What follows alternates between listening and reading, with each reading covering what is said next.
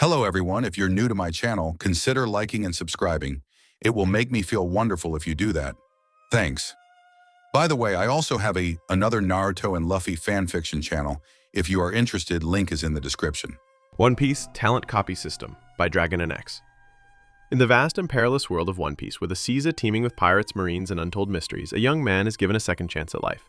Reincarnated into this fantastical universe, he discovers he possesses a unique and powerful copy talent system, an ability that allows him to copy the talents and skills of others, including Double Fruits.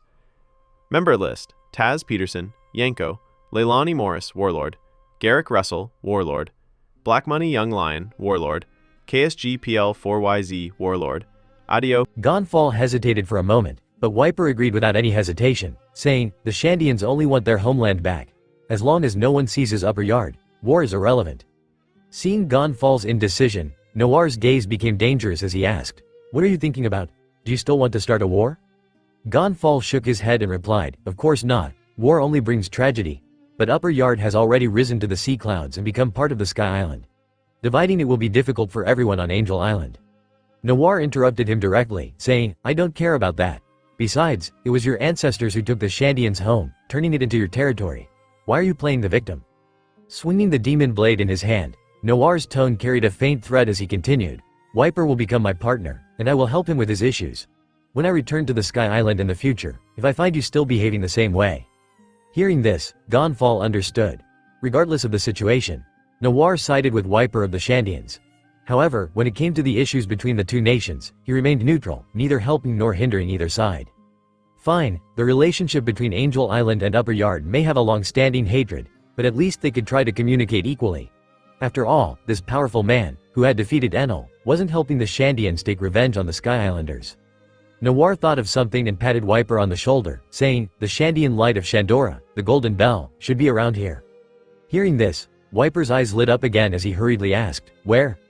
Ringing the Golden Bell to honor the warrior Calgara's spirit and to inform the great warrior's friend Noland in heaven was a mission Wiper had carried since birth. It was his ultimate goal. Noir pondered for a moment. "Right, where was it found in the original story?" "I've read the texts of the Shandora ruins, and based on my deduction, it should be further up the vines," a voice full of feminine charm said. Robin, along with Reiki and Isa, elegantly walked through the battlefield to Noir's side. Noir looked up. Further up the vines? Enel didn't discover it this close? Fortunately, this time, Gonfall's Pegasus was requisitioned by Noir, and it easily carried them up. On the solitary island cloud, a golden bell covered with green moss and vegetation stood askew. Below the golden bell, a familiar stone tablet was embedded. Robin's beautiful eyes lit up with delight as she exclaimed, "A poneglyph?" Wiper, meanwhile, looked at the golden bell with deep emotion. The national treasure of his homeland, the Shandian light, had finally returned to the Shandians after 400 years. Noir stood with Robin, quietly waiting for her to finish interpreting the poneglyph. After a while, Robin's face was filled with astonishment as she muttered to herself, "The Pirate King and Laughtail, the true history." Robin concealed her amazement, her lively eyes reflecting unknown emotions. There was excitement and hope. Noir looked at the charming woman beside him and smiled knowingly. This was one of the reasons he brought Robin to the Sky Island. Although Robin was mature and strong, Noir always felt a heavy sense of despair and confusion around her. Giving her a goal, helping her find direction, and striving together was the best way to help Robin break free from her inner turmoil. Robin, filled with joy, glanced at the ancient text in front of her. She casually glanced to the side and suddenly noticed the gentle smile on Noir's lips. Robin's heart trembled, and a bright smile appeared on her face as she said, "Thank you, Noir." Noir shook his head and smiled. "No need to thank me, we're partners, after all." As Noir spoke, Robin instinctively observed his expression, a habit deeply ingrained in her. Finally, she couldn't resist asking, "Don't you want to know what it says?" Noir shook his head decisively, "I'm not interested." "And besides," Noir said with a cheeky grin, getting closer to Robin, "if you don't want to tell me now, you can share it whenever you feel like it." Robin blinked her beautiful eyes, her smile full of warmth and helplessness. She almost forgot that this guy was a straightforward idiot. He wouldn't bother to guess what she knew. After thinking for a moment, Robin tilted her head, stood on tiptoe, and reached towards Noir. However, the height difference between them was too cute. Frustrated, Robin puffed out her cheeks and said, "You, bend down." "Huh?" Noir was stunned but instinctively complied. As soon as he bent down, a pair of soft arms wrapped around his neck. At the same time, a cool and soft sensation blossomed on his face, accompanied by warm breath and an enticing fragrance.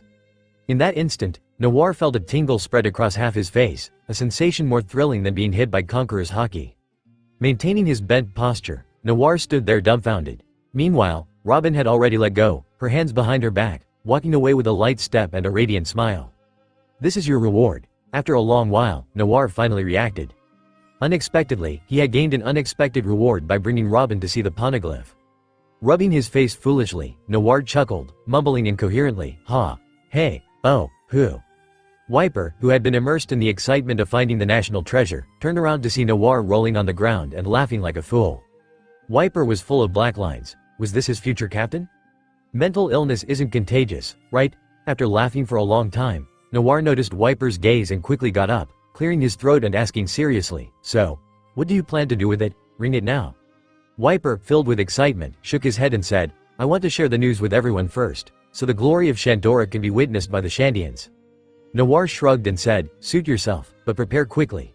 I plan to set sail once I find a ship." Wiper nodded and then asked in confusion, "A ship? Where would you find a ship on Sky Island?" Noir was about to respond when Enel, who had been thrown to the ground, began to stir. A mischievous smile appeared on Noir's face as he said, "The one who knows where the ship is has just woken up." Enel, enduring the pain, opened his eyes to see Noir and Wiper looking at him with a mix of curiosity and dread. His turban destroyed, revealing a frizzy hairstyle, Enel shivered in fear. Why were they looking at him like that? Noir yanked Enel up like a bandit and asked, "Enel, I need to talk to you." Hearing Noir's familiar address, Enel shivered, goosebumps rising, and stammered, "What do you want?" Having been defeated once, Enel's arrogant false god effect temporarily disappeared, so his intelligence was still functioning. Enel understood well that the excessively powerful man in front of him, smiling cheekily, definitely had nothing good in mind. Noir rubbed his fingers nonchalantly and said, "I heard, you secretly built a flying ship?" Enel's face stiffened, and he immediately denied it, "Impossible. Why would I build such a thing?" Enel's denial was weak and unconvincing, and everyone present looked at him like he was an idiot. Noir kindly used his cursed blade to comb Enel's hair and said, "Will you take me there yourself, or?" Enel surrendered decisively, gesturing to his side, "I know where it is. Please, follow me." Noir smirked and quickly followed the leading Enel. Wiper, wearing sea stone gauntlets, gripped Enel's shoulder tightly, leaving no room for him to even think about escaping. Enel led Noir and the others into the depths of his palace. Inside was a huge space, and in the hall of this space, a massive ship was placed, with many winged Skypians working nearby. Seeing Enel enter the palace, the Skypians' tired faces instantly filled with fear, but seeing Enel's sorry state and the people behind him, they became joyous. "Gonfall, has the former god come to save us? Did Sir Gonfall defeat Enel?" The Skypians were overjoyed. Gonfall's old face showed guilt as he put down his long spear and deeply bowed to everyone. Gonfall said remorsefully, "Everyone, the one who defeated Enel and saved you all is actually this adventurer from the Blue Sea. From today on, Enel will no longer call himself a god. Shandia and Angel Island will not invade each other." Gonfall explained to his people, but the Skypians no longer cared about the ownership of God's Island. Having been imprisoned by Enel to build the Ark for years, they now just wanted to live peacefully with their families. Wiper's expression was complicated, filled with intense hatred, vigilance towards the Skypians, and pity for their plight. The people naturally were immensely grateful to Noir, crying and kneeling in thanks. Noir didn't care about their gratitude. He looked at the Ark Maxim with some dissatisfaction and said, "This ship is really bad looking." Even Wiper, who had no sense of aesthetics, couldn't help but agree, besides being big and able to fly, there's nothing good about it. Embarrassed by the critique of his aesthetics, Enel's face turned red, and he yelled angrily, "It's functional. Only shallow mortals care about appearance." Bang! Noir delivered a love tap to Enel's head, immediately putting him in his place. With a bump on his head, smoke rising, Enel grumbled, while Noir nonchalantly retracted his hand and asked the Skypian shipbuilders, "How's the ship? Is it fixed?" The Skypians, who had been forced by Enel to build the ship, said awkwardly, "The basic structure is almost done, but it's too big, and the project is too vast, so it might take some time." Noir pointed at the Ark and said, "What if you make it smaller, just a ship for a dozen people to live on?" The Skypians were stunned and said, "If it's smaller, and the flying performance is slightly reduced, it could be done in a month." Satisfied, Noir said, "Great, can I ask you for a favor? After you see your families, can you help me modify this ship, make it look better if you can?" The Skypians nodded eagerly. Not only did Noir save them, but given his power to defeat Enel, they had no choice but to help. Having arranged everything, Noir felt relieved and followed Gonfall back to Angel Island to announce Enel's defeat. Wiper returned to the Shandia tribe and informed his grandmother, the current Shandia leader, about the Golden Bell. Wiper's grandmother and Gonfall negotiated again, but this time, with Noir supporting them, they finally reached a consensus. Although Angel Island and Upper Yard were both part of the Sea Clouds, they were separate entities. Their future interactions would not be hindered. However, years of accumulated hatred wouldn't be resolved quickly, and a long period of coldness between the two sides was inevitable. Nevertheless, the war had ceased, and the rest was up to them to resolve. Noir was not their caretaker. How things developed was not his concern. Detected that the host has changed the plot. Reward issued, Universal Copy Card 1, Custom Skypia Creation Opportunity 1. Change the plot? Noir was taken aback. He had almost forgotten that changing the plot could earn rewards. But he had killed Wobble before, which was also a change. Why wasn't there a reward for that? The Skypia arc had clearly deviated from the original. Shandia and Angel Island hadn't unified, and key figures like Enel and Wiper were to be taken to the Blue Sea by Noir. Could it be because the degree of change wasn't significant? Noir shook his head and stopped thinking about it, focusing on the new rewards. A Skypia creation opportunity? Does that mean he can create a Skypia out of thin air? Impressive. Noir was excited and extended his consciousness into the system, and the system's prompt sounded. Do you want to create a custom Skypia here? Warning, once created, it cannot be withdrawn. Noir quickly halted. This Skypia shouldn't be created here. Moreover, it wasn't needed currently. When he had a territory of his own, he could release the Skypia. With a big reward in hand, Noir was in a great mood, sipping the coffee in front of him. Currently on Angel Island, with nowhere to go, he was staying at Uncle Pagaya's house. Robin walked out of the room with a smile and said to Noir, "Captain, Konas wants to go to the Blue Sea with us, do you agree?" Noir was taken aback, then delighted. "Sure, did you convince her?" Noir looked at Robin expectantly. Robin sat beside Noir, gently stroking the napping cloud fox Sue on the table, and said with a smile, "Konas also wants to see the Blue Sea. I didn't need to persuade her." Noir was thoroughly satisfied. The Skypia journey was over, and it was quite successful. A month quickly passed. During this time, Noir was taken to various places by Pagaya for some leisure and fun. To be honest, the women on Sky Island were indeed stunning, and Noir's eyes were almost dazzled by their beauty over the past month. As for Robin, ever since that day when Noir was kissed, there hadn't been any significant developments. Noir wanted to progress things further, but whenever he was in front of Robin, he could only muster up a, "Have you eaten?" after much hesitation. Though their romantic progress was slow, the shipbuilding progress was impressively fast. In less than a month, a large sailing ship appeared before Noir. The ship was made of blue and white wood, exuding the unique charm of Sky Island. The stern was equipped with Sky Island's specialty, wind shells, for speed acceleration. At Noir's request, the bow was specially designed to resemble a dragon's head. The interior was remodeled by Sky Island shipbuilding masters to include all the necessary daily amenities and various rooms. The original Arc Maxim was covered in gold, looking like a gaudy display of wealth. Now, the amount of gold on the ship was reduced, but it was strategically placed inside, giving the cabin a luxurious and noble appearance. More importantly, the power system of the ship wasn't dismantled, allowing for a period of free flight. Noir gleefully jumped onto the Arc Maxim. Inspired by the Thousand Sunny, he decided to cover the deck with a layer of decoration. However, instead of grass, he used Sky Island's processed specialty, soft and fluffy island clouds. Noir rolled on the cloud-covered deck, comfortably resting his arms behind his head and sighing, "This is life." Robin stomped on the clouds beneath her feet and smiled, "This way, even when we leave Sky Island, we can still feel the touch of the clouds." Konas, holding the cloud fox, Sue, stood nervously on the Arc Maxim. Seeing this, Robin quickly led her to tour the ship. Wiper, with his arm wrapped in bandages, sat coolly in a corner of the ship. Recently, Shandia held a ceremony to ring the golden bell. As the bell ringer, Wiper used his flesh and blood to strike the several-ton bell. The bell's sound echoed across the sky, reaching almost everyone on Sky Island and even those in the Blue Sea. Wiper didn't stop ringing the bell until his fists were battered and bloody. According to Noir, this guy was a fool to use his fists when there were better ways. Despite the pain, Wiper was relieved to have completed his mission. Afterward, Wiper voluntarily sought out Noir, formally becoming his crew member. As for Enel, that guy initially tried to slip away using his powers when Noir wasn't paying attention, but Noir caught him in time. After giving Enel a severe beating, Noir had a good idea. He put Enel in water. It had been almost a month, and just before leaving, Noir remembered Enel was still in the water. Enel, who had suffered immensely, dared not show his anger. When he saw the remodeled Maxim, he nearly fainted from shock. Years of his hard work were transformed beyond recognition. Noir locked Enel in the energy supply room at the bottom of the ship, making it convenient for the battery boy to provide power to Maxim. The Arc Maxim, now to be called the Arc Maxim, descended from the sea clouds, slowly heading towards the exit of Sky Island. Conus, holding Sue, tearfully bid farewell to her father, and Wiper solemnly watched his fellow Shandia seeing him off from the ship's side. On the shore, Reiki held Ice's hand, looking at Wiper with reluctance. The gossipy Noir wanted to inquire about their relationship. Gonfall, along with others, escorted them to the exit. Ahead lay the nearly vertical Cloud Sea waterfall. Gonfall shouted to Noir, "Mr. Noir, please don't bring Enel back again." Enel, who heard this from the bottom of the ship, almost spat blood and silently said in his heart, "Goodbye." Noir saluted Gonfall and, under everyone's watchful eyes, Maxim plunged into the sea clouds below, heading straight for the blue sea. "Goodbye, come back and visit," except for Enel. Under the enthusiastic send-off from the Sky Island residents, Maxim, without any hesitation, rushed down towards more adventures in the blue sea.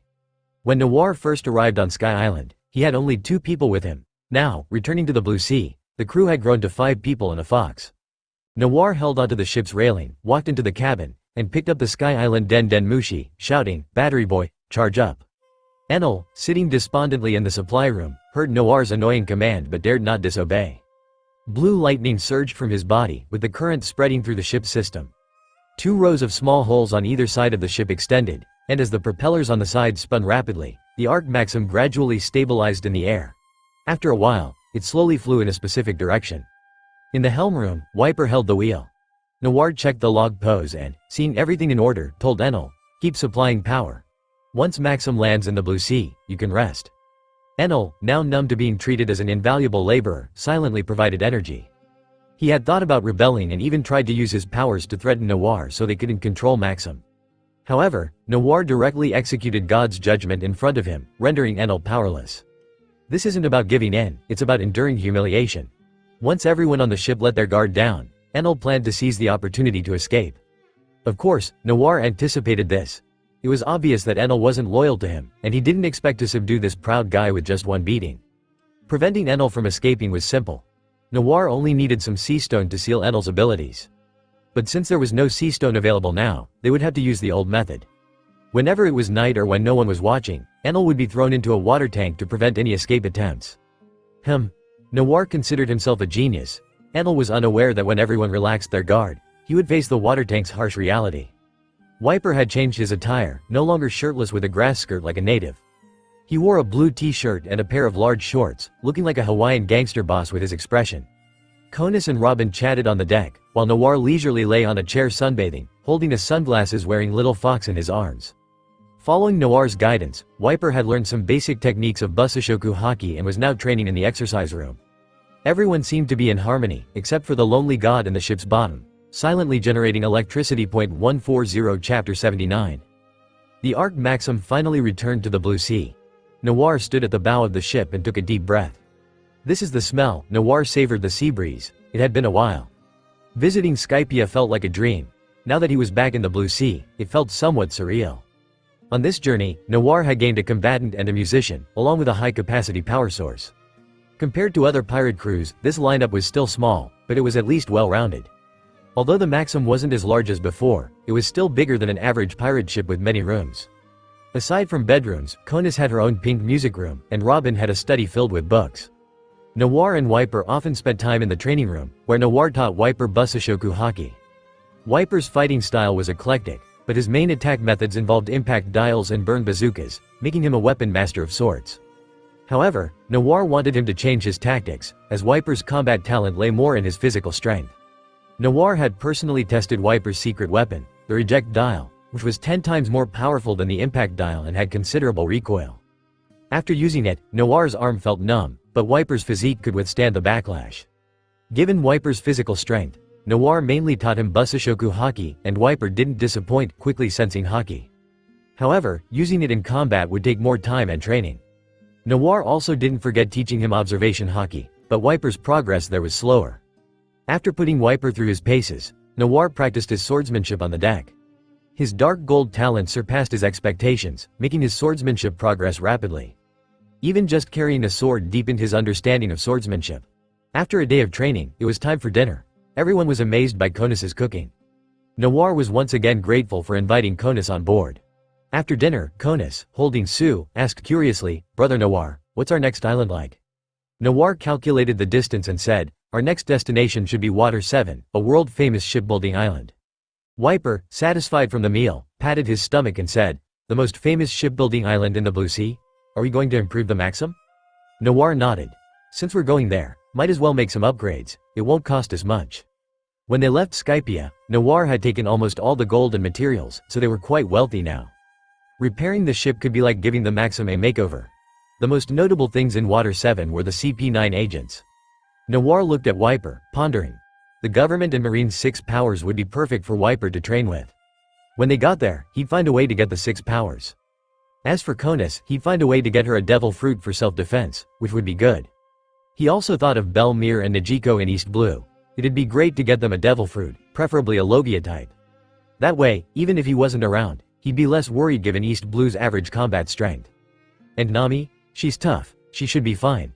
They leisurely spent a few days on the ship, but with more people on board, chaos was inevitable. "Hey, what the?" Early one morning, a loud cry echoed from the Maxim. Noir crawled out of his warm bed and looked at the log pose on his wrist in dismay, shouting, "I clearly set the course before going to sleep. Why are we going back? Where are we?" Noir's shout echoed through the ship. Wiper, with his sharp hairstyle, walked out groggily. A tuft of red hair drooped over his forehead as he yawned, asking, "What's wrong? It's so early." Noir held his head and pointed to the log pose, saying, "Our ship is going the wrong way." Wiper walked outside, puzzled. "That's impossible. I watched over the night, everything was fine." Robin came over, with Conus half asleep, holding her waist. Robin explained to Wiper, "This is the Grand Line. The weather here is very unpredictable. This kind of situation, although rare, isn't impossible." Conus, half awake, asked, "So, where are we now?" Noir's heightened weather sense gave him a bad feeling. "Don't you all find it a bit strange?" Wiper thought for a moment and said, "It seems like the sea breeze is gone." The Maxim fell silent. Robin broke the silence, hesitantly saying, "We might have entered the calm belt." "The calm belt? The Grand Line has such a sea?" Wiper asked, intrigued. Noir sighed. "Entering the calm belt means we'll have to use the wind dials to get out." Luckily, their ship was the Maxim, capable of flight and propulsion, so navigating the calm belt wasn't an issue. Robin seemed to know what Noir was thinking and said, "The wind dials are running low." Noir's eye twitched, forcing a smile. "Then we'll fly out. Tell Enel to prepare." Wiper climbed up the ladder from the engine room, saying, "He said the Maxim's flight system was just used yesterday and needs some time." Hearing this, Noir remembered his whim to have the ship fly yesterday. Unlike the completed Arc Maxim years later, this version could only fly limited distances in a short period. Never mind. Noir reluctantly sat on the cloud-covered deck, saying, "We'll just have to wait for the flight system to recover." Robin shrugged. "We have no choice, but the calm belt isn't likely to let us stay here peacefully." Noir was about to respond when several massive presences rapidly approached from beneath the ship. Noir's face darkened, saying, "Speak of the devil." Moments later, the Maxim was lifted into the air by a giant beast, causing massive waves around them. Several 100-meter-long sea beasts emerged from the water, one of the calm belt's greatest dangers, the Sea Kings. Seeing the ferocious Sea Kings, Wiper wasn't scared. Instead, his dark face showed excitement. "The Blue Sea is really interesting." Noir shook his head, gripping his sword, ready to deal with the giant fish, but his observation hockey brought worse news. In the distance, ship silhouettes appeared, first 1, then 2, 5, 10. A fleet of ships bearing blue and white flags with the Marine's emblem. What shocked Noir even more was the lazy man with an eye patch on the leading warship. Chapter 80. Noir instantly recognized that distinctive appearance. It was Admiral Aokiji, real name Kuzan. But why was he in the calm belt? Noir glanced at Robin, and sure enough, her face had turned pale. She had obviously noticed Kuzan as well. Could it be that he's specifically here to deal with Robin? Conus, take care of Robin. Wiper, the Sea Kings are yours. Stepping on the head of one of the Sea Kings, Noir charged towards the Marine fleet, leaving Wiper to face the massive creatures alone. Their giant eyes locked on each other. Wiper equipped his impact dials on both hands, planted his feet on cloud dials, and engaged in combat with the Kings of the Sea.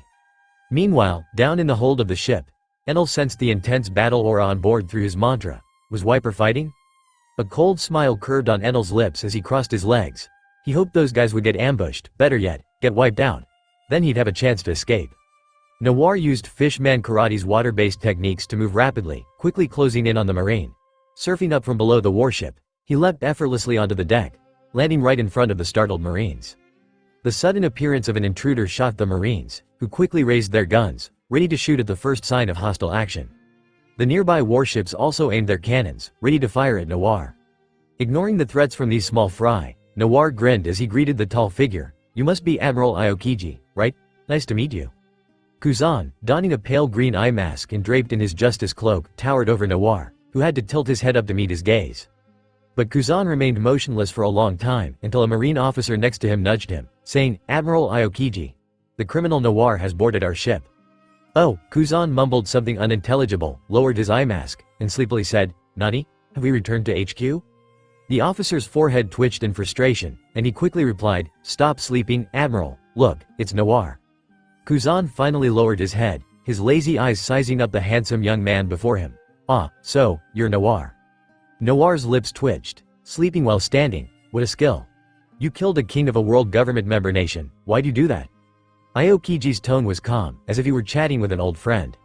Noir shrugged and casually replied, "A foolish pest. I killed him, so what?" Kuzan nodded. Surprisingly, he didn't react to Noir's brazen words, even agreeing, "Wapple, huh? Yeah, I know him. Just a gluttonous fool. Doesn't really matter if he's dead." Then Kuzan abruptly shifted the conversation, continuing, "But you've undermined the authority of the world government. As a marine, I had to arrest you." Noir shook his head and smiled. The marine really is the world government's loyal lapdog. With his hand gripping the hilt of his sword, ready to draw at any moment, Noir asked, "So, are you going to make a move?" Just as Noir, eager to test his strength against an admiral, prepared himself for battle, he was taken aback when Kuzan suddenly lay down.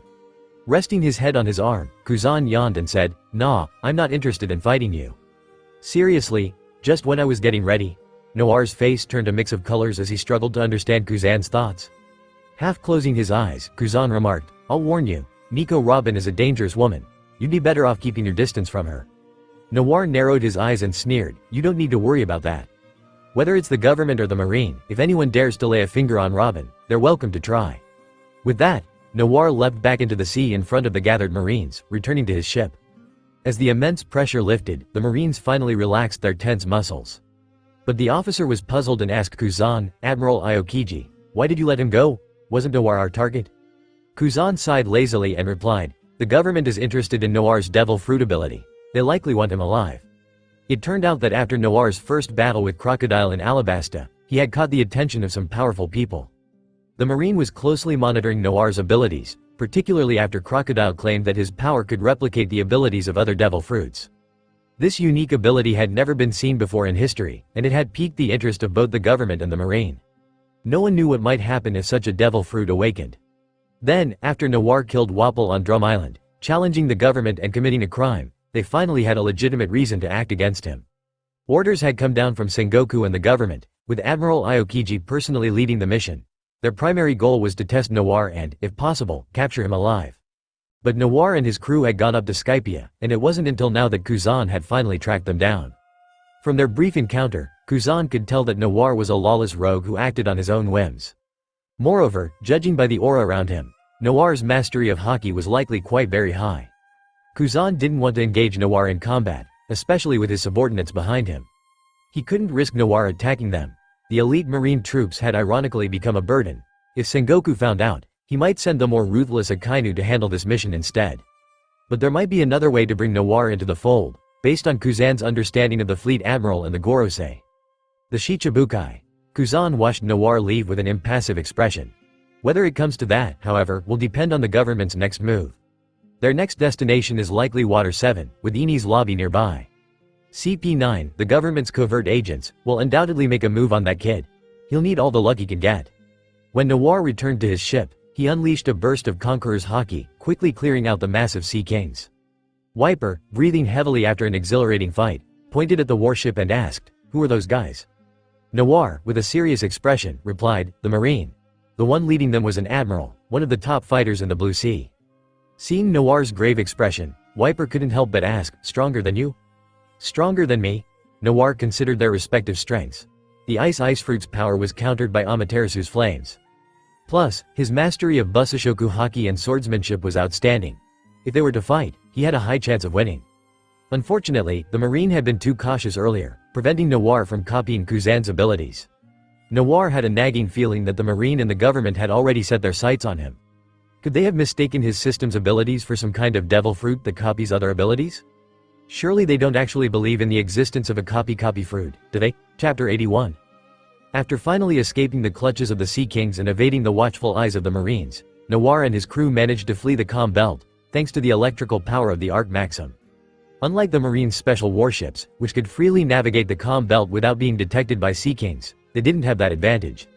Robin looked at Noir with concern and asked, "Did Aokiji make a move?"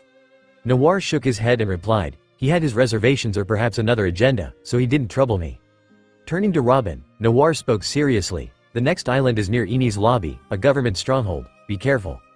Robin nodded and said, "Don't worry about me, but aren't you afraid of being targeted by the government?" Noir scoffed and sneered, "Damn government, they better not mess with me." Robin smiled at him. The fear she had of the government institutions from her childhood seemed to have vanished now. In the original storyline, Robin had sacrificed herself and defected to protect the Straw Hat crew in Water 7. But now things were different. The key difference between Noir and Luffy's crew was the gap in strength. Though Luffy and his crew were talented, they wouldn't surpass the level of a vice admiral at that point without extraordinary circumstances. Noir, on the other hand, was different. With his mysterious devil fruit ability, advanced haki, and swordsmanship that could rival Mihawk, he had been at the peak since his debut. Robin had witnessed Noir's battles against 2 of the 7 warlords of the sea and was confident in his strength. In simple terms, while Robin might have been a burden to the Straw Hat crew at that time, she was no burden to someone at the level of Noir, who was comparable to the 7 warlords. Moreover, the government wouldn't want to provoke someone like Noir unless absolutely necessary, as they might even try to recruit him later. After setting the course and instructing Wiper to watch over the ship, Noir returned to his laid-back mode. On the deck made from processed clouds, 3 beach chairs were lined up neatly. Noir lay in the middle, with the sultry Robin on his left and the pure Conus on his right. All 3 wore sunglasses, enjoying the sea breeze and sunshine comfortably. Noir was moved to tears, feeling that his quality of life had finally been elevated. Reflecting on the days of wandering in the East Blue, it was either him alone or with Ace and the others. 5 men together. Only Noir knew how he got through that time. But to be honest, he missed them a bit. He wondered how Ace was doing now. More news about Fire Fist, Ace. Robin's soft murmur startled Noir. "Ace?" Robin nodded, handing him the newspaper. The newsbirds have been publishing a lot about him lately. Noir took the newspaper and quickly found the headline about Ace. It was the front page story, detailing his recent actions. The notorious pirate, Portgas D. Ace, engaged in a fierce battle with the Marines on Nazd Island and used flames to destroy an entire Marine base. The bounty has increased to 98 million berries. Fire Fist Ace may become a supernova with a bounty exceeding 100 million when he reaches the Sabaody archipelago.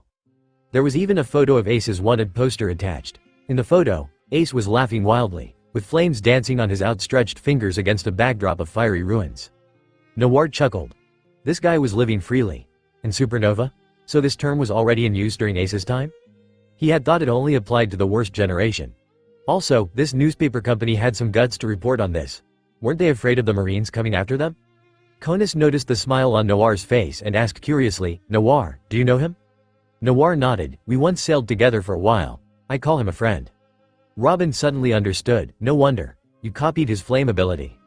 Noir had never told anyone about the system, so Robin, like everyone else, believed Noir's power was to copy others' devil fruits. Now it seemed the whole world thought Noir was a devil fruit copier. Noir didn't mind this at all. It served as a convenient excuse for his unusual abilities.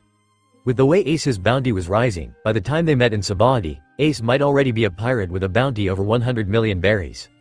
Noir suddenly recalled his early plan to train Ace. Capturing someone worth over 100 million berries was tempting. Should he catch Ace and hand him over to Garp for money? That old man wouldn't refuse to pay, right? Meanwhile, on a remote and mysterious island, the Spade Pirates were having a bonfire feast with the locals. Achoo! Ace, munching on a large chunk of roasted meat, suddenly sneezed loudly.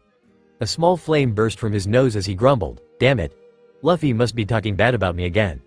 Back to Noir and his crew, the Arc Maxim travel group had been sailing for several days and were finally nearing their destination. Since the Arc Maxim wasn't a pirate ship, they didn't need to hide. Noir docked the ship at the port and left it there temporarily. Someone had to stay behind to watch the ship. Enel couldn't be left alone, so Wiper was chosen to remain. Out of humanitarianism and kindness, Noir decided to bring Enel along. As Robin put it, this was like giving a prisoner some time in the yard. Having not seen the sun for a long time, Enel finally climbed out from the bottom of the ship.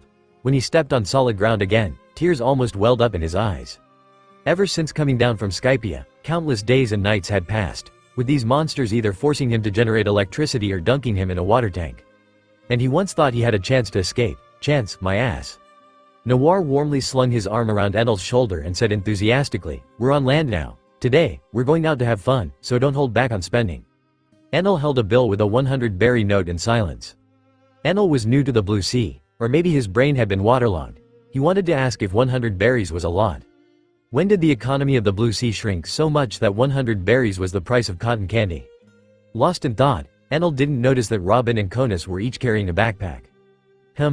Both bags were filled with money. The double standard Noir raised his arm and excitedly ran toward the island, shouting, "Let's go, time to have fun in Water 7. The others quickly followed, except Enel, who was constantly thinking about how to escape. Enel suddenly frowned and looked in a certain direction. His mantra sensed that someone seemed to be watching them. Enel quickly walked up to Noir's side and whispered, "Don't say I didn't warn you, someone has their eyes on us." Noir smirked and replied, "I know. If Enel could sense it, then Noir certainly could too." The moment they landed, they were noticed. It seemed someone had been watching them for a while. Noir had a good idea who was tailing them, most likely government agents. CP9. Noir hadn't gone looking for them yet, but it seemed they were delivering themselves right to him. Noir whispered, "Don't raise any alarms, we'll deal with it after we get into the city." Everyone nodded in agreement and quickened their pace. Meanwhile, the person observing them from the shadows extended a hand from beneath their trench coat, revealing a small Den Den Mushi on their wrist. The Den Den Mushi opened its eyes, forming facial features with a soft, feminine look, likely a woman. The man spoke in a hushed voice, "I spotted Noir entering the Water 7 area. What should I do?" There was a brief silence before a woman's voice responded. Judging by the voice alone, she sounded like a refined and confident woman. "Don't take any action yet. Follow them, but don't make it too obvious." The woman's voice was calm and commanding, and the man straightened up immediately, responding, "Understood. There's a good chance CP9 agents are in Water 7, so be cautious in your actions." The man nodded and said, "I understand. I won't make contact with Noir's group until I've assessed the situation." To Noir's surprise, this person wasn't a government agent. But at the moment, there was no way for him to gather more details. As Noir reached the entrance to Water 7, they were greeted by numerous vendors selling bulls. Bulls are a species unique to this area, commonly used as transportation by the locals. The bulls had a dopey look in their eyes, but each one had a cheerful smile that was both ugly and cute. Renting a two-person bull cost only 1,000 belly, so Noir rented two. Originally, Noir intended to share one with Robin, but Conus was adamantly against riding with Enel. With no other choice, Noir reluctantly shared one with Enel. The long-eared god looked thoroughly displeased, sulking as he followed Noir. Once they entered the city, everyone quickly forgot about any unwanted feelings. Water 7 was indeed a city full of wonder. The streets were replaced by waterways, with canals stretching in every direction, filled with people passing by. Everyone wore a smile and greeted each other warmly. This city, with its many water channels, immediately reminded Noir of a similar city on Earth in his previous life. Conus was dazzled by the surrounding architecture, exclaiming in wonder, "What a beautiful place. Look, Robin, that person is selling some interesting flutes." Being on the Blue Sea for the first time and exploring a new island, everything seemed novel to Conus, who excitedly dragged Robin along to explore the shops. Seeing Conus, who could afford anything she wanted, happily running off to play, Enel felt a sense of dread and looked longingly at Noir. Feeling a bit sorry for him, Noir bought them each some street food. The shop owner cheerfully promoted his wares. "This is our local specialty, water meat. The texture is amazing." Curious, Enel picked up a piece of the juicy meat on a large bone and took a big bite. The next second, his pupils contracted, his gaze went blank for a moment, and then he began chewing faster and faster, swallowing with a loud gulp. Oh wow! Enel was so overwhelmed by the taste that sparks of electricity began crackling around him as he shouted, "This is delicious. The meat is so tender, it feels like water." Noir squinted against the bright sparks and said, "Is it really that good?" He tried to bite himself, and his eyes lit up just the same. The meat was both tender and flavorful, with a hint of sweetness. The texture was unique. It was meat, yet it felt like he was biting into jelly. "This meat is incredible. How do you make it, sir?" With his master-level cooking skills, Noir was genuinely curious. The shopkeeper proudly explained, "It's our special method of raising meat here in Water 7. Try to make it anywhere else, and it just wouldn't be the same." "I see." Noir was disappointed that he couldn't take some with him but quickly said, "I'll take an extra serving to bring back to Wiper." Enel quickly finished his portion and began eyeing the extra serving for Wiper. If not for Noir being there, Enel might have tried to snatch it. Noir shot him a warning look but still ended up buying him another portion. With his craving satisfied, Enel followed Noir to the shore, looking like a contented child.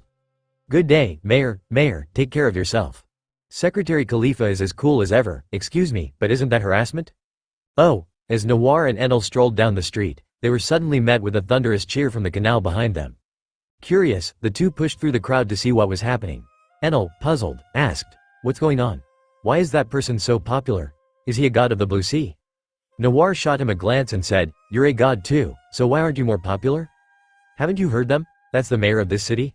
Enel scratched his head, unsure of what a mayor was. Not a god? Perhaps a high priest? Noir didn't bother to explain further, instead focusing his attention on the beautiful woman standing next to the mayor, Iceberg. CP9 agents had indeed infiltrated Iceberg's inner circle. Khalifa. Noir remembered her well. To be precise, Noir had a good memory of most of the beautiful women in One Piece. In the original story, she was defeated by his little sister during the battle at Eni's lobby. He didn't think much of her combat abilities.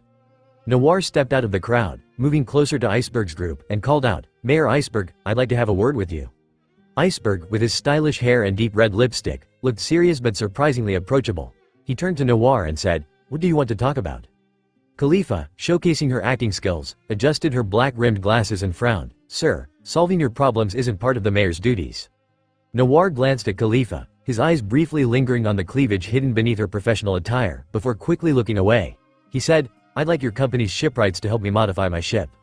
Khalifa's expression grew even colder as she responded, "If you need ship repairs, go directly to Galila Company. Don't block the mayor's way."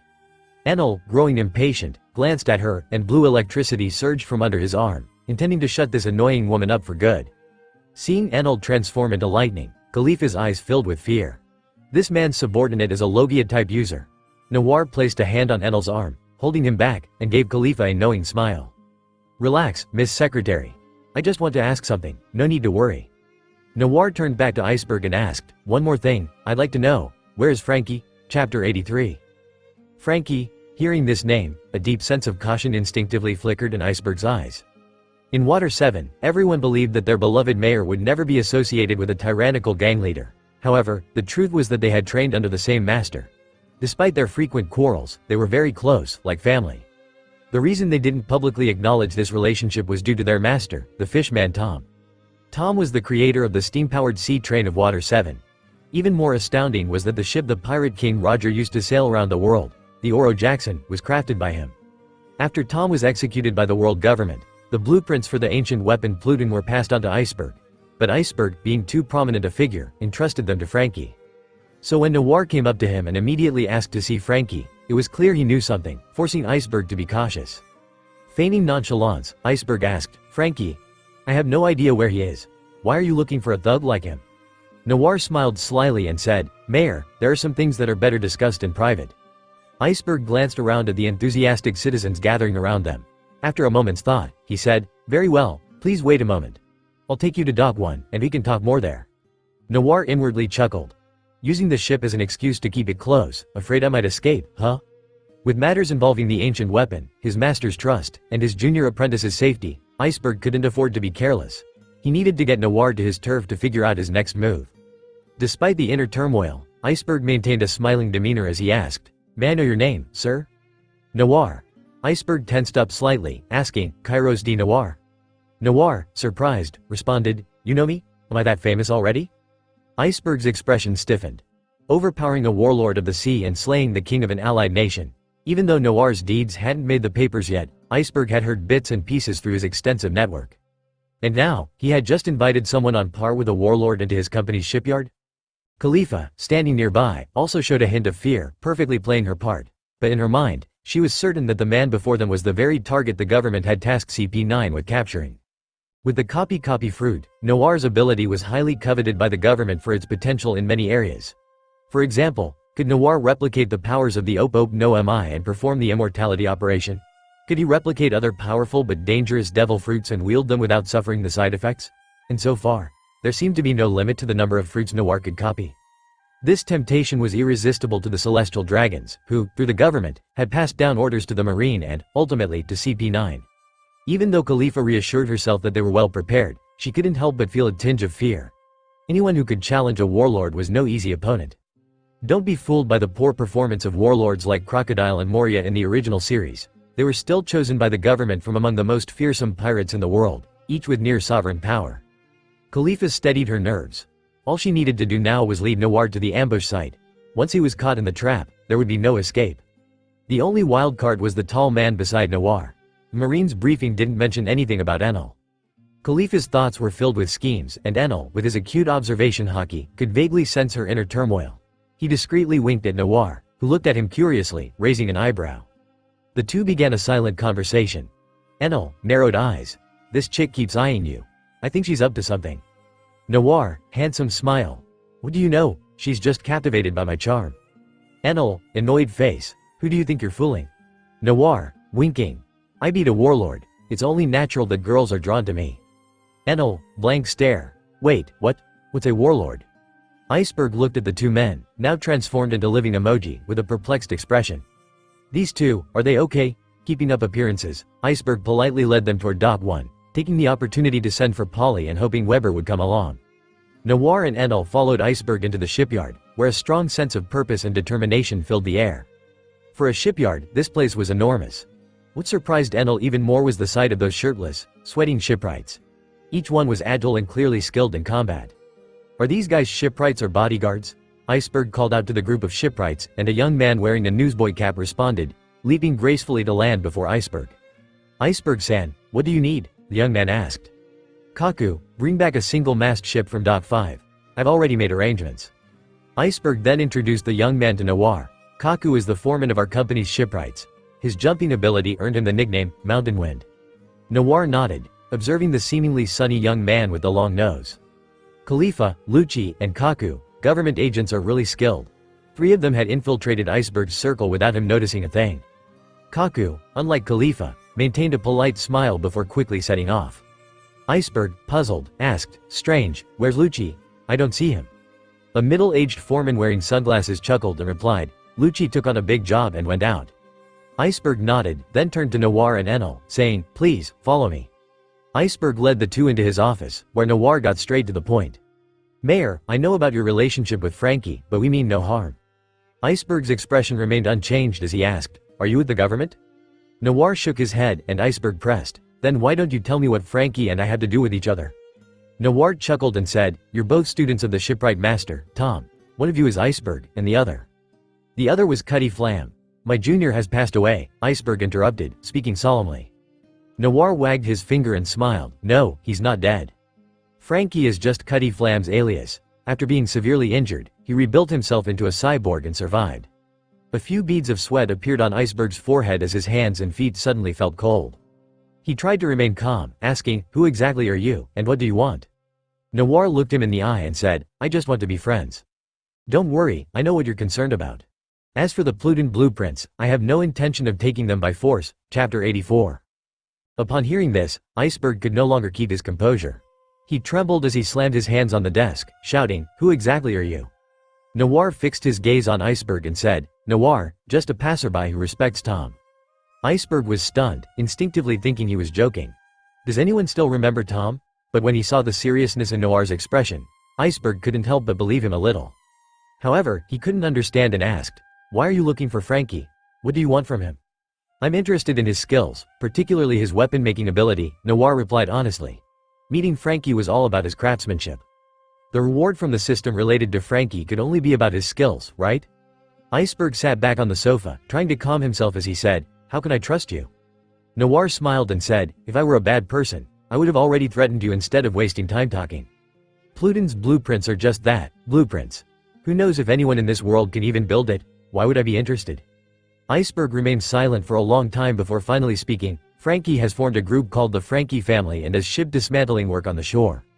In reality, apart from his identity, Frankie's location wasn't really a secret. People in Water 7 knew about it, so there was no point in hiding it from Noir. Now, Iceberg could only hope that Noir was being truthful about having no interest in Pluton. Iceberg handed Noir a slip of paper with the address on it, and Noir smiled as he said, "Thanks." Having achieved his goal, Noir got up to leave but seemed to remember something and said, "Mayor, a word of advice, be cautious of the people around you." Iceberg frowned and asked, "What do you mean?" Noir responded, "The government you fear has already planted people close to you." Iceberg's face darkened as he immediately denied it. "Impossible. Who?" "Your secretary, for one." Oh, and 2 shipwrights, Kaku and Lucci. Iceberg looked at him in disbelief and said, "How could that be? Lucci and the others have been with me for." Noir shook his head and explained, "Rob Lucci, known as the strongest CP9 agent in 800 years, is indeed a true agent."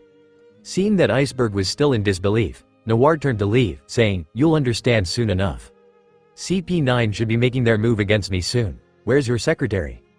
Iceberg paused for a moment and then said, "She took a leave of absence earlier and will be resting this afternoon. She's already gone."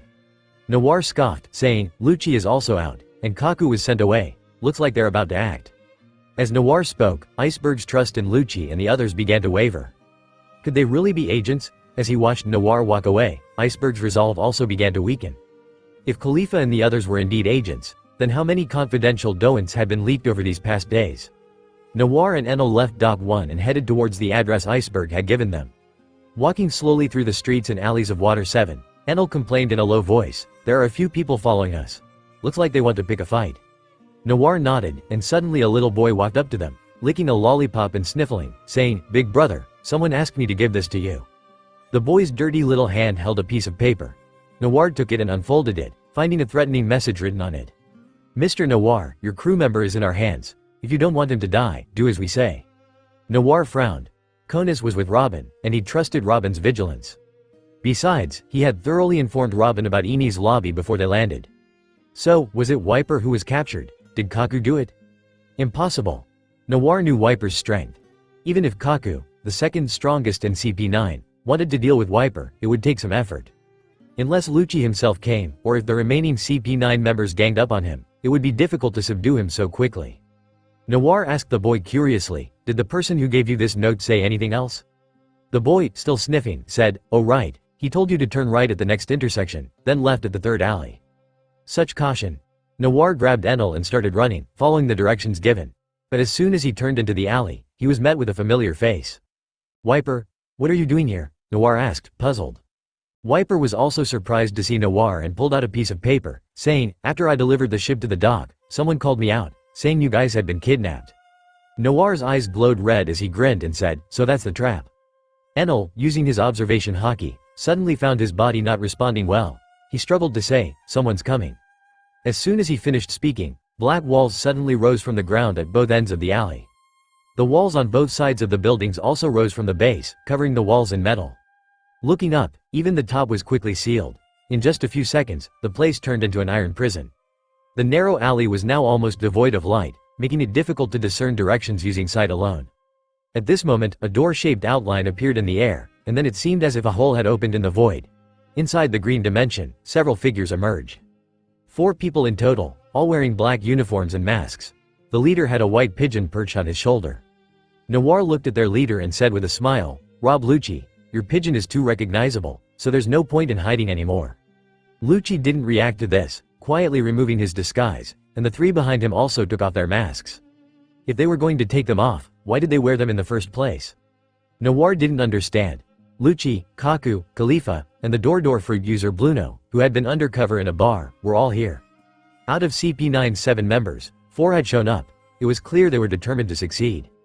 Being confined like a caged animal, Enel was the first to lose his temper. "You're dead meat." Enel struck his drums, and lightning formed the shape of a dragon behind him, charging forward and illuminating the dark space. But the CP9 agents on the other side remained unfazed. Bluno quickly activated his ability, using the door fruit to effortlessly absorb the Thunder Dragon. In the next moment, Bluno stomped on the ground and shouted, "Rankyaku." The sharp Rankyaku slash struck the ground, clearing away the top layer of soil, leaving only a layer of dust. With the soil removed, the ground beneath was revealed to be made of the same black metal wall. Enel, already feeling unwell, now found the sensation even stronger. His body weakened, and he almost collapsed.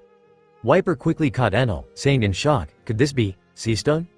"That's right," Lucci finally spoke. "In this room made of seastone, your abilities won't work." Noir clicked his tongue and said, "Quite the big move, pulling out all the stops to deal with me." But then again, his devil fruit powers weren't affected by such things. Besides, with the talents he copied from Hawkeye, his combat strength had long since shifted from devil fruit abilities to swordsmanship. Chapter 85. Rob Lucci glanced at Bluno, who was hovering in the air, and asked, "Is everything alright?" Bluno, sporting his distinctive horn-shaped hairstyle, nodded confidently. "No problem. I can just use Geppo to avoid the sea stone. Enel was instantly dumbfounded.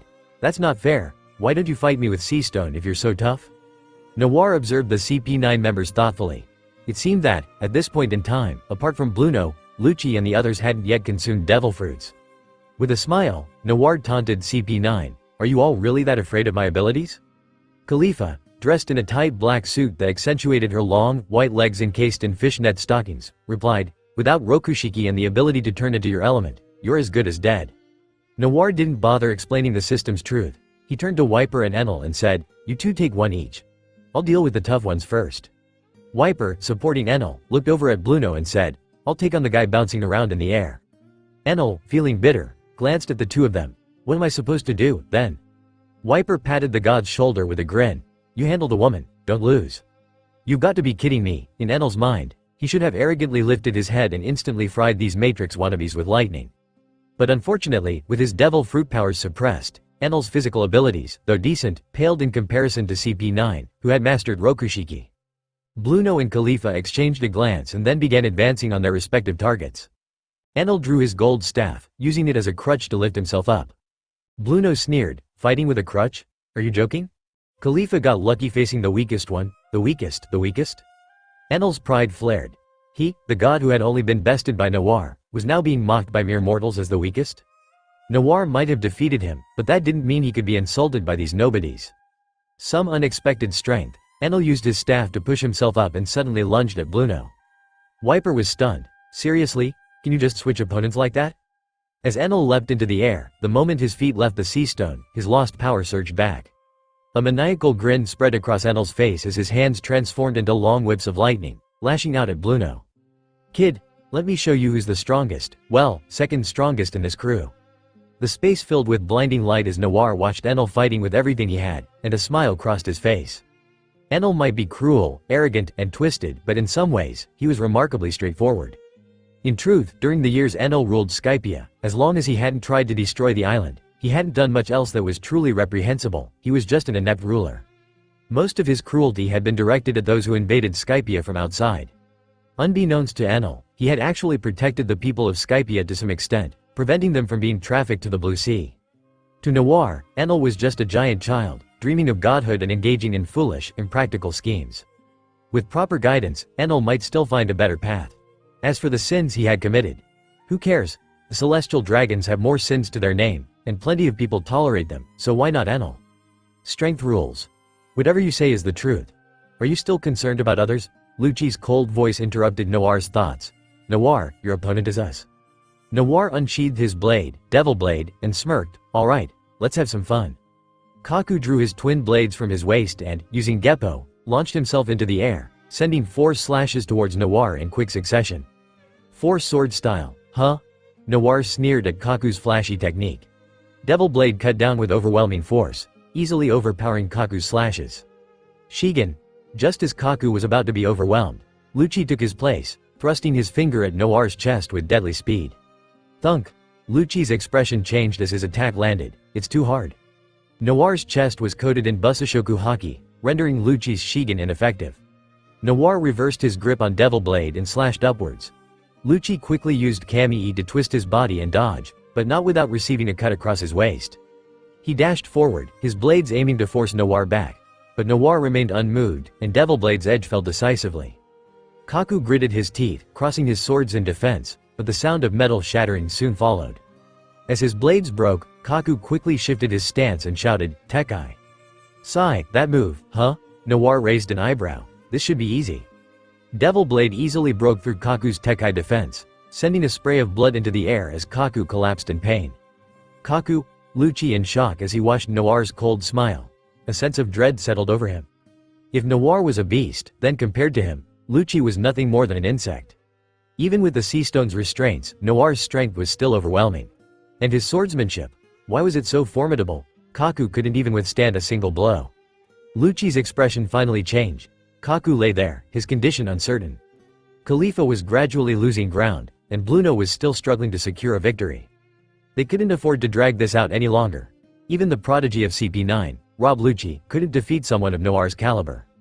Lucci stepped back, creating some distance, and ordered, stop wasting time, grab Kaku and retreat. Khalifa immediately followed his command, pulling back, while Bluno reluctantly released Enel.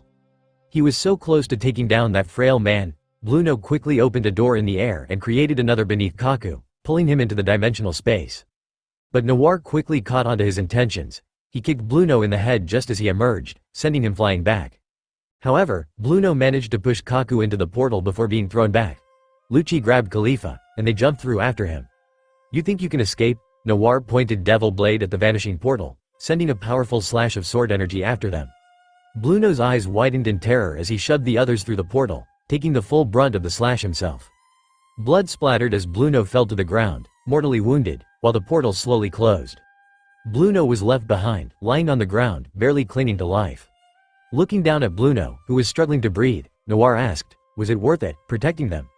There was no response. The only sound was Bluno's labored breathing and the occasional cough of blood. Noir sighed. "Well, killing one is still something. I don't feel like chasing them." Bluno's lips moved as if he wanted to say something, but in Noir's perception, his life force was slowly fading away. Chapter 86. Outside the sea prism stone cage, a door suddenly opened in the air. Lucci, carrying the unconscious Kaku, stumbled out with Khalifa, both looking worse for wear. Almost as soon as they emerged, the door behind them dissolved and disappeared. Lucci, seething with rage, glared back at the cage and shouted, "Bluno, come out." Khalifa, supporting Kaku, fought to hold back the tears welling up in her eyes. There was no sound from within the sea prism stone cage, but Lucci's anxiety only grew. He felt as if Bluno was dead. The members of CP9 had been chosen by the government from a young age, subjected to brutal trials.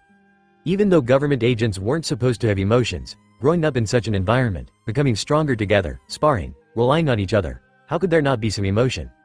Lucci had always believed himself to be cold-blooded. But now, with a comrade and friend dying right in front of him, he couldn't suppress the sadness welling up in his heart. Lucci stood there in a daze for a long time before his expression finally changed. His once stern face became even colder, his black eyes vacant, like those of a numb madman. "Let's go." Khalifa said nothing, and together, they managed to carry Kaku away. In Lucci's heart now, there was only one thought: to become stronger, to kill Noir, to kill all of his comrades. After they had gone far enough, the walls of the sea prism stone cage finally crashed to the ground, and Noir emerged. With his arms crossed, Wiper asked in confusion, "Why did you let them go on purpose?" Enel rolled his shoulders, angrily saying, "Yeah, I wanted to settle the score with them." Noir replied meaningfully, "Don't worry, there will be another chance to meet them." As he spoke, Noir glanced down at Bluno, who lay at his feet, his fate uncertain. Surprisingly, although Bluno aura was weak, he was still alive. Having gone through such a defeat, how much longer would Rob Lucci be able to remain in CP9? Noir thought to himself. Bluno had indeed sustained what should have been fatal injuries, but Noir had used his healing abilities to bring him back. There was no other reason, it was just that when Noir saw Bluno sacrificing himself to save his comrades, he suddenly thought that these people might be useful to him. Especially given Lucci's performance just now, Noir was quite impressed. After experiencing such a failure, the government would not tolerate Lucci for long. By saving Bluno now, Noir figured that when Lucci was eventually cast out or fled on his own, there would still be an opportunity to meet again. Enel, following Noir's orders, hoisted Bluno up and asked, "Are we still going to find Frankie?" "Of course, we haven't met him yet," Noir affirmed. Wiper scratched his head in confusion and asked, "Who is this Frankie, anyway? Why are we so set on meeting him?" Noir was about to explain when they suddenly heard a commotion from up the street. "Frankie's here, everyone, run, pervert." "What?" Noir's eyes lit up. Just as they say, things sometimes just fall into place. Noir hurriedly pushed through the crowd, making his way toward a small gang coming down the street. The gang members were dressed in matching baggy black outfits, looking ridiculous, almost like clowns. And the leader? Even more eye-catching. He had a slicked back hairstyle, was wearing an open floral shirt, and most notably, was only wearing a small pair of briefs below. It's no wonder anime characters are so recognizable. Who could mistake Frankie's unique look? Delighted, Noir pushed past the lackeys and quickly walked up to Frankie, grabbing his hand and saying, "Brother, I've been looking for you all day." Frankie looked at Noir with a puzzled expression and asked, "Who are you?" "I'm a friend of Mayor Iceberg." Noir lied without batting an eye. "He recommended I come to you. I heard you sell underwear. What's the price?" Frankie's face darkened as he shouted, "This is fashion." Noir looked at him thoughtfully and said, "Could it be you're a pervert?" Rather than getting angry, Frankie burst into a hearty laugh, waving his hand dismissively and saying, "Not at all. Ha ha ha. Achievement unlocked. Successfully befriending an important character. Reward. Universal Talent Copy Card 1, Modified Iron Man Armor Full Series Blueprints 1 set. Done. That was easy, Noir chuckled inwardly. The system's reward criteria were simple. As long as an important character developed a certain level of goodwill toward you, it counted as a success. Come to think of it, Enel hadn't triggered any befriending rewards yet. Does that guy hate me that much? Frankie clapped his large, mechanical hand on Noir's shoulder and said, "It's rare to meet someone with such good taste. We must chat more. Actually, I'm heading to the black market. I heard there's some good stuff there. Want to come along?" "Sure, sounds fun." As Noir and Frankie walked off together, arm in arm, Wiper and Enel were left baffled in the wind. Is friendship among ordinary people really this easy to form? Enel was beginning to feel enlightened. While walking with Frankie, Noir sneakily glanced at the blueprints in his system. The Iron Man armor blueprints were indeed from the Marvel Universe, but the functions and components had been modified to fit this world. For Noir himself, though, the Iron Man armor seemed rather pointless. His own power was already strong enough. This kind of high-tech armor would just slow him down. It seemed like another reward meant for subordinates. Noir couldn't help but feel a bit disappointed. First, he got an empty island, and now armor. The system really seemed to be pushing him to build a crew or a force of some kind. But he hadn't even reached the new world yet. What's the rush? Frankie led the group to the jet-powered sea train built by his master, Tom. "The black market is on the next island over. We'll need to take the train there," Frankie explained. Noir nodded, taking in the scenery outside the window. Who would have thought he'd be riding a train here? The bumpy ride made Noir feel like he'd crossed into another world. Enel and Wiper, curious as ever, pressed their faces against the window, their backsides sticking out, like two curious kids. Noir, meanwhile, chatted with Frankie, asking about the black market. Frankie enthusiastically explained, "This time, the black market has a lot of good stuff. And because of one particular treasure, a lot of big names have come to bid." "A treasure? What kind of treasure?" Noir asked with curiosity. Frankie smiled mysteriously and said, "A devil fruit." Noir's interest was piqued. Could it be a logia-type devil fruit? Frankie shook his head. "No, it's a zone type."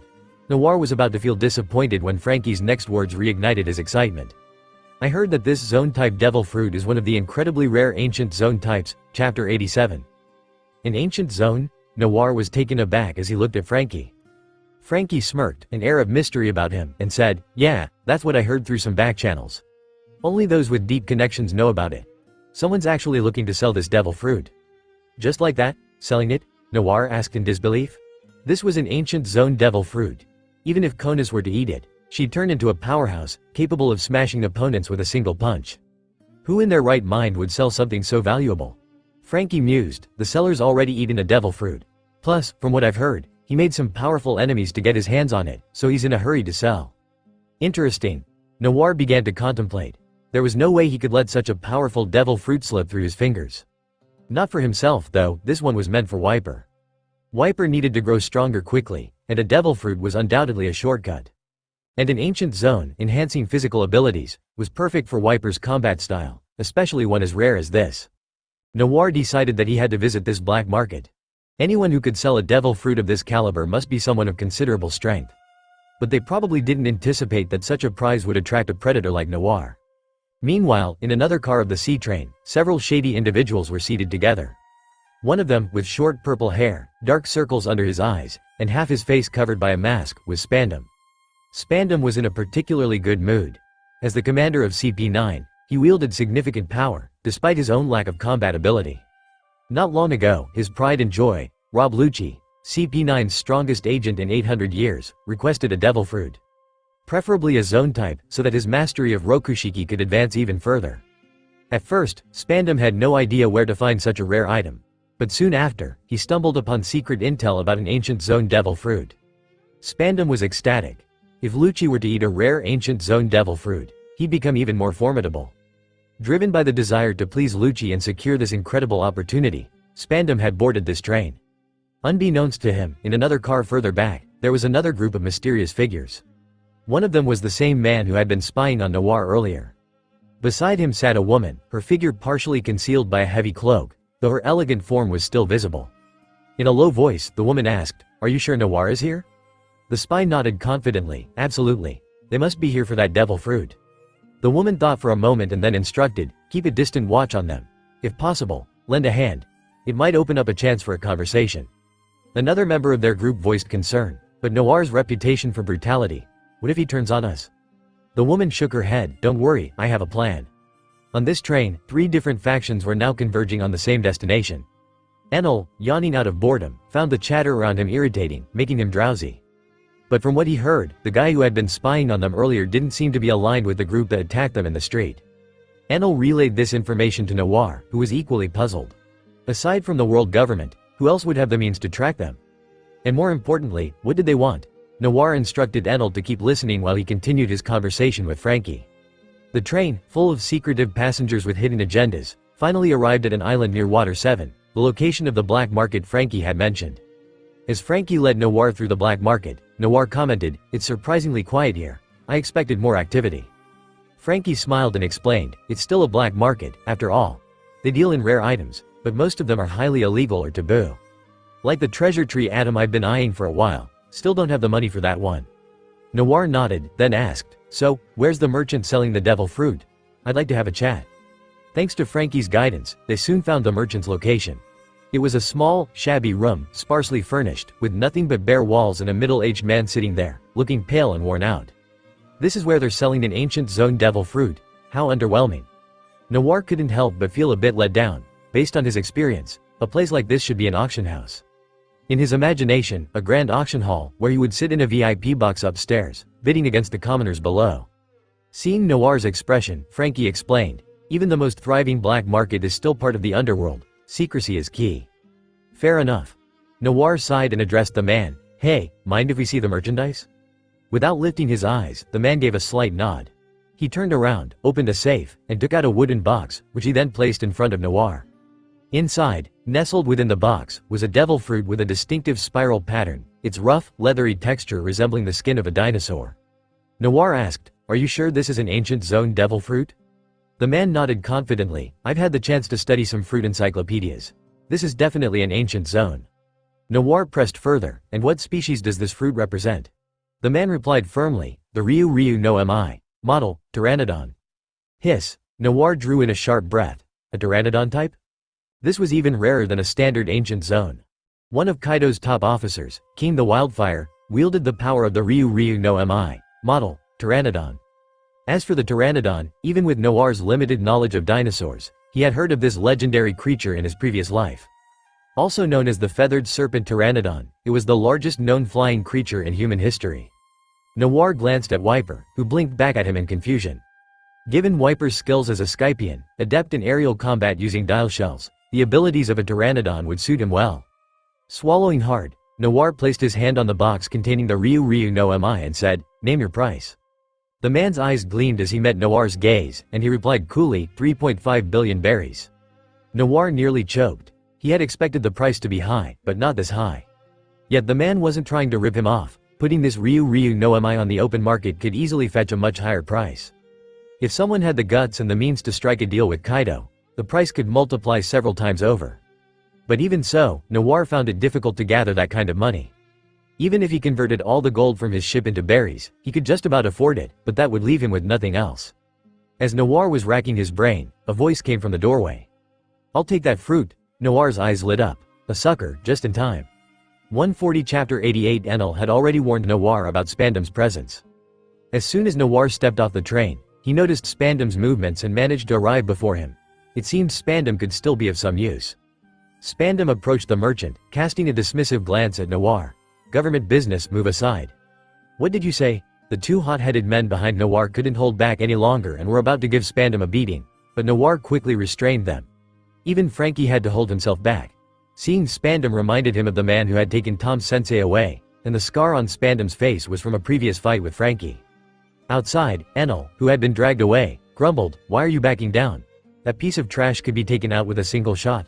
Let's just finish him off." Noir gave him a light smack on the head. "You don't get it." Wiper, pondering the situation, said, "You want him to buy the devil fruit first, and then we." Noir nodded with a satisfied smile. "Exactly.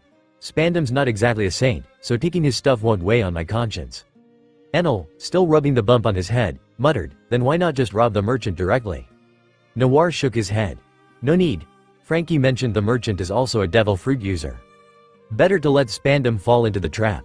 Inside the shop, Spandam faced the merchant, who showed no signs of fear despite Spandam's smirking confidence. Spandam sat down and crossed his legs. I hear you're selling that devil fruit for 3.5 billion berries. The merchant nodded and replied, that's right. Spandam sneered and slammed his hand on the table. Who'd believe that price? The merchant's expression darkened. What do you propose? Feigning deep thought, Spandam said, how about 1,000 berries? Gahahaha. Spandam and his entourage burst into laughter, showing no respect for the merchant. The merchant's face grew even more stern, his fists clenching under the table. Spandam continued his obnoxious laughter, taunting, I work for the government, so this price is fair. What? Do you think I'm offering too much? The merchant, towering over Spandam, finally broke into a smile. Spandam smiled too, thinking the deal was done. But suddenly, the merchant's demeanor changed. He lunged at Spandam with a fierce intensity. What or why? Spandam felt as if he had been hit by a sea train. His organs felt like they had been rearranged as he collapsed to his knees, vomiting. The merchant's arm turned pitch black, impervious to the weapons and bullets of Spandam's men. Outside, Noir sensed the change in the air. Hockey? This guy's stronger than I thought. Seeing his men fall, Spandam's arrogance quickly turned to fear. We're from the world government. Do you know who you're messing with? The merchant responded with a brutal punch to the unscarred side of Spandam's face, tearing the skin open and sending blood spraying everywhere. Clutching his face in agony, Spandam heard the merchant's cold words, either pay up or get lost, I don't have time for your nonsense. Having no other choice, Spandam begrudgingly ordered his men to fetch the money. Initially, he had the cash ready, but thought the merchant looked easy to bully and tried to scam him. Instead, he ended up facing a true threat. With a blackened face and dark thoughts of revenge, Spandam handed over the money. Once he got his hands on the devil fruit, he planned to have Lucci take care of the merchant personally. Dragging his injured body and clutching the devil fruit, Spandam hurried to leave and find reinforcements. In the shadows, Noir and his crew grinned and quietly followed Spandam. Frankie, worried about being recognized, was advised by Noir to stay back. Noir and the others, like outlaws, blocked Spandam's escape route. Stick him up. Hand over that box. Spandam's face turned green as he shouted, again? You think we're easy prey? Huh? After a brief, one-sided battle, Spandam was once again on his knees. Enel flicked his hair, electricity still crackling as he stood amidst a group of government agents, all charred and unconscious. Once Lucci arrives, I'll have them all slaughtered, along with that merchant. By the way, Wiper, where's Bluno? He was getting in the way during the fight, so I handed him off to Frankie. Wait, Bluno? Spandam, struggling to lift his head, heard Noir chuckle, wondering about Bluno, huh? Before you showed up, they tried to kill me, but I took them down. Oh, and I kept one alive. What? Bluno captured and Lucci defeated. Spandam couldn't believe it. How could CP9's strongest, Rob Lucci, lose? Overcome with rage, Spandam coughed up more blood. Noir smirked, drawing his cursed blade, Devil Blade.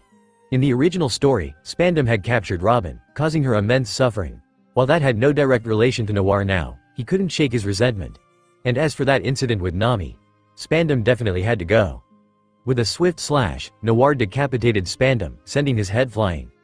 Killing you sullies my blade. Noir muttered, sheathing his sword and taking the dragon fruit from Spandam's lifeless hands. Frankie emerged from his hiding spot, carrying Bluno on his shoulder. Having witnessed the entire scene, he felt a deep sense of satisfaction, as if years of pent-up frustration had finally been released. But his joy was short-lived as he quickly voiced his concern. Killing a government official will bring heavy retaliation. This time, before Noir could respond, Enel interjected, let them come, I'll fry anyone who dares. Noir, surprised at Enel's newfound enthusiasm, wondered if the guy was getting addicted to the thrill of battle. It seemed like Enel was adapting to life in the blue sea faster than Wiper. Stretching, Noir said, all right, let's head back to Water 7. This time, it looks like we'll really be on the run. They made their way back to the station, and as fate would have it, the merchant who sold the dragon fruit had just boarded the train. Through the window, he glanced at Noir and his crew. Seeing the box now in Noir's possession, the merchant was surprised but remained silent. It's just a black market trade, he thought. I got my money, so whatever. The merchant was about to look away when something caught his eye, the glint of a pendant around Noir's neck. Noitum, the merchant, stunned, pressed his face against the glass, his eyes filled with disbelief. Could it be? The King's Child. 140 Chapter 89. Noir cradled the freshly obtained Ryu no Nami fruit in his hands, feeling quite pleased with himself. Spandam had likely come searching for this fruit to pass it on to Lucci. Given that Lucci's original devil fruit was the Neko no Nami, this wasn't really stepping on his toes, was it? The group had waited at the station for a while, and once the sea train arrived, they finally boarded it, heading back to Water 7. Noir handed the Ryu no Nami to Wiper, saying, it's yours. Wiper looked surprised. For me? The Ryu Nomi's fighting style suits you perfectly. You should try eating it, Noir advised, his tone earnest. Noir had considered eating the fruit himself, gaining 2 abilities, and then swapping out the side effect of being hated by the sea. But he wasn't sure about the difference between gaining an ability by eating the fruit and copying an ability with his system. What if eating the fruit made the abilities permanent? That would be a problem. Besides, with a zone-type fruit, Noir preferred to find 2 mythical zone fruits to copy and merge, given their unique abilities. Wiper hesitated but eventually took the Ryu Nami. What about you? I've already eaten a devil fruit, Noir lied smoothly. Plus, I can copy your ability, so don't worry about it. Wiper thought it over for a moment and finally nodded. He had chosen to follow Noir, and to protect him, he needed to become stronger. Before everyone's eyes, Wiper bit into the fruit. Noir couldn't help but smile as he watched Wiper's face contort in disgust.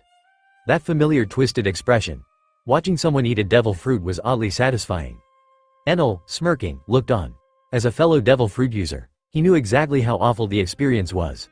When he ate the Guro Nami, the taste had been so bad he nearly choked.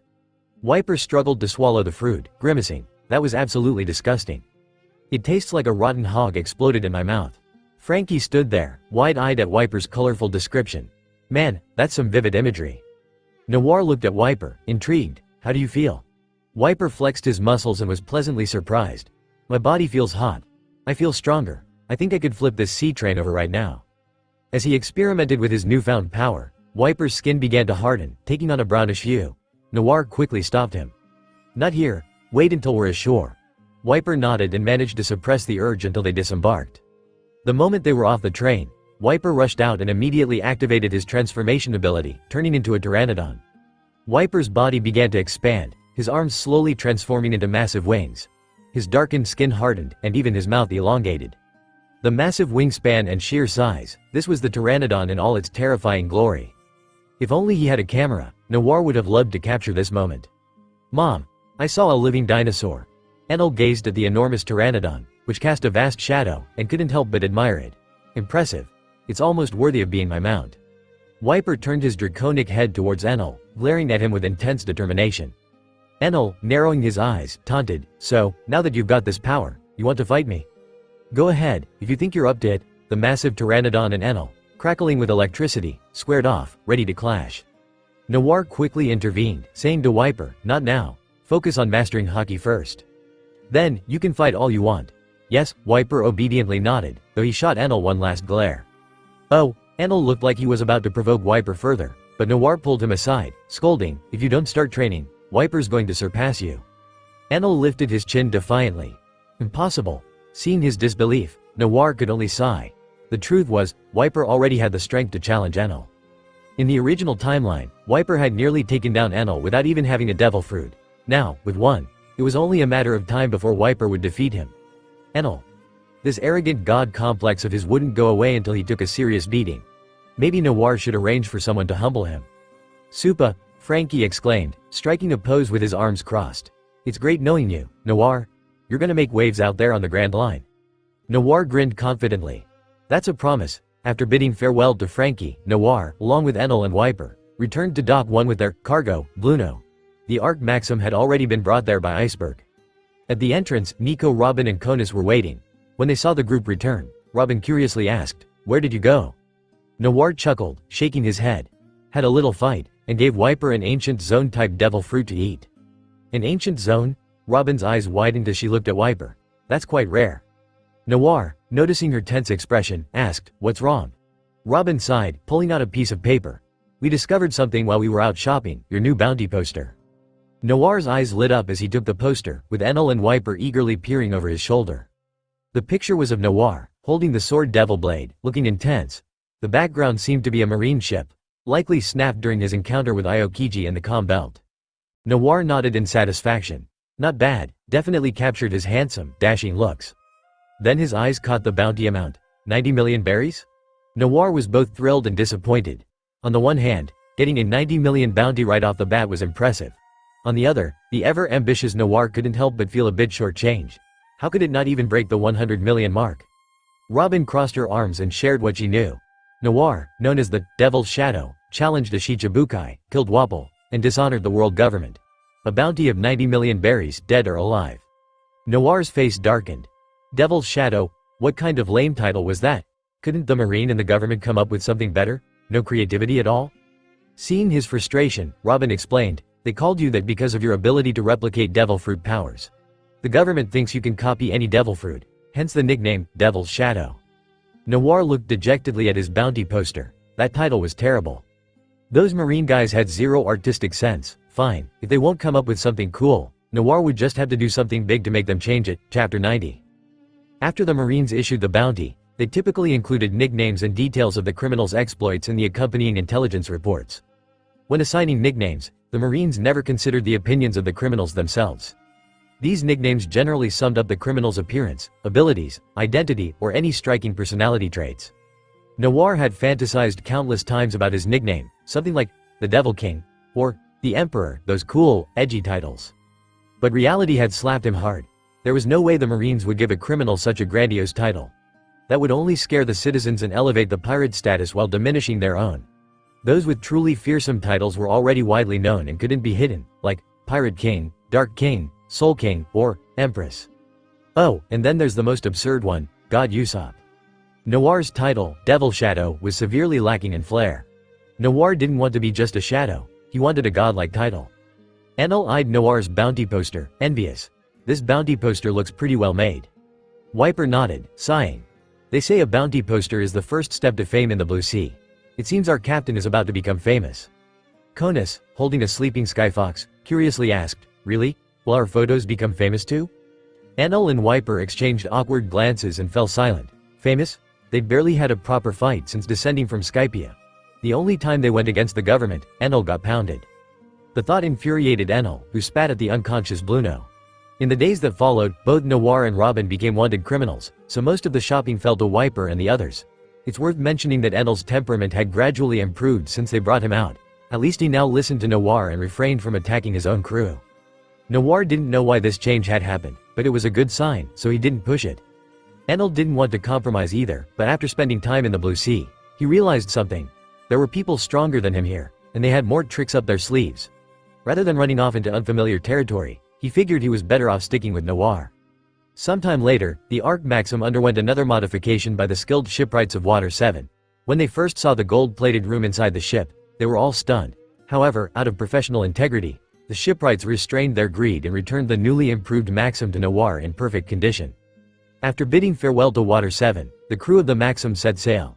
Mayor Iceberg was still a bit dazed, not quite believing he'd met Frankie without any attempt to seize the Pluton blueprints. When Iceberg learned that his secretary and 2 foremen had gone missing, he knew Noir might have been telling the truth, that government agents had indeed infiltrated his ranks. Noir was not lying. Noir. What a mysterious man. On the Ark Maxim, Enel finally had his own room and no longer had to stay in the energy supply chamber. Satisfied, he settled into his room, lying comfortably on the bed. Wiper, with Noir's permission, transformed into a pteranodon and soared through the skies, reveling in the sensation of high-speed flight.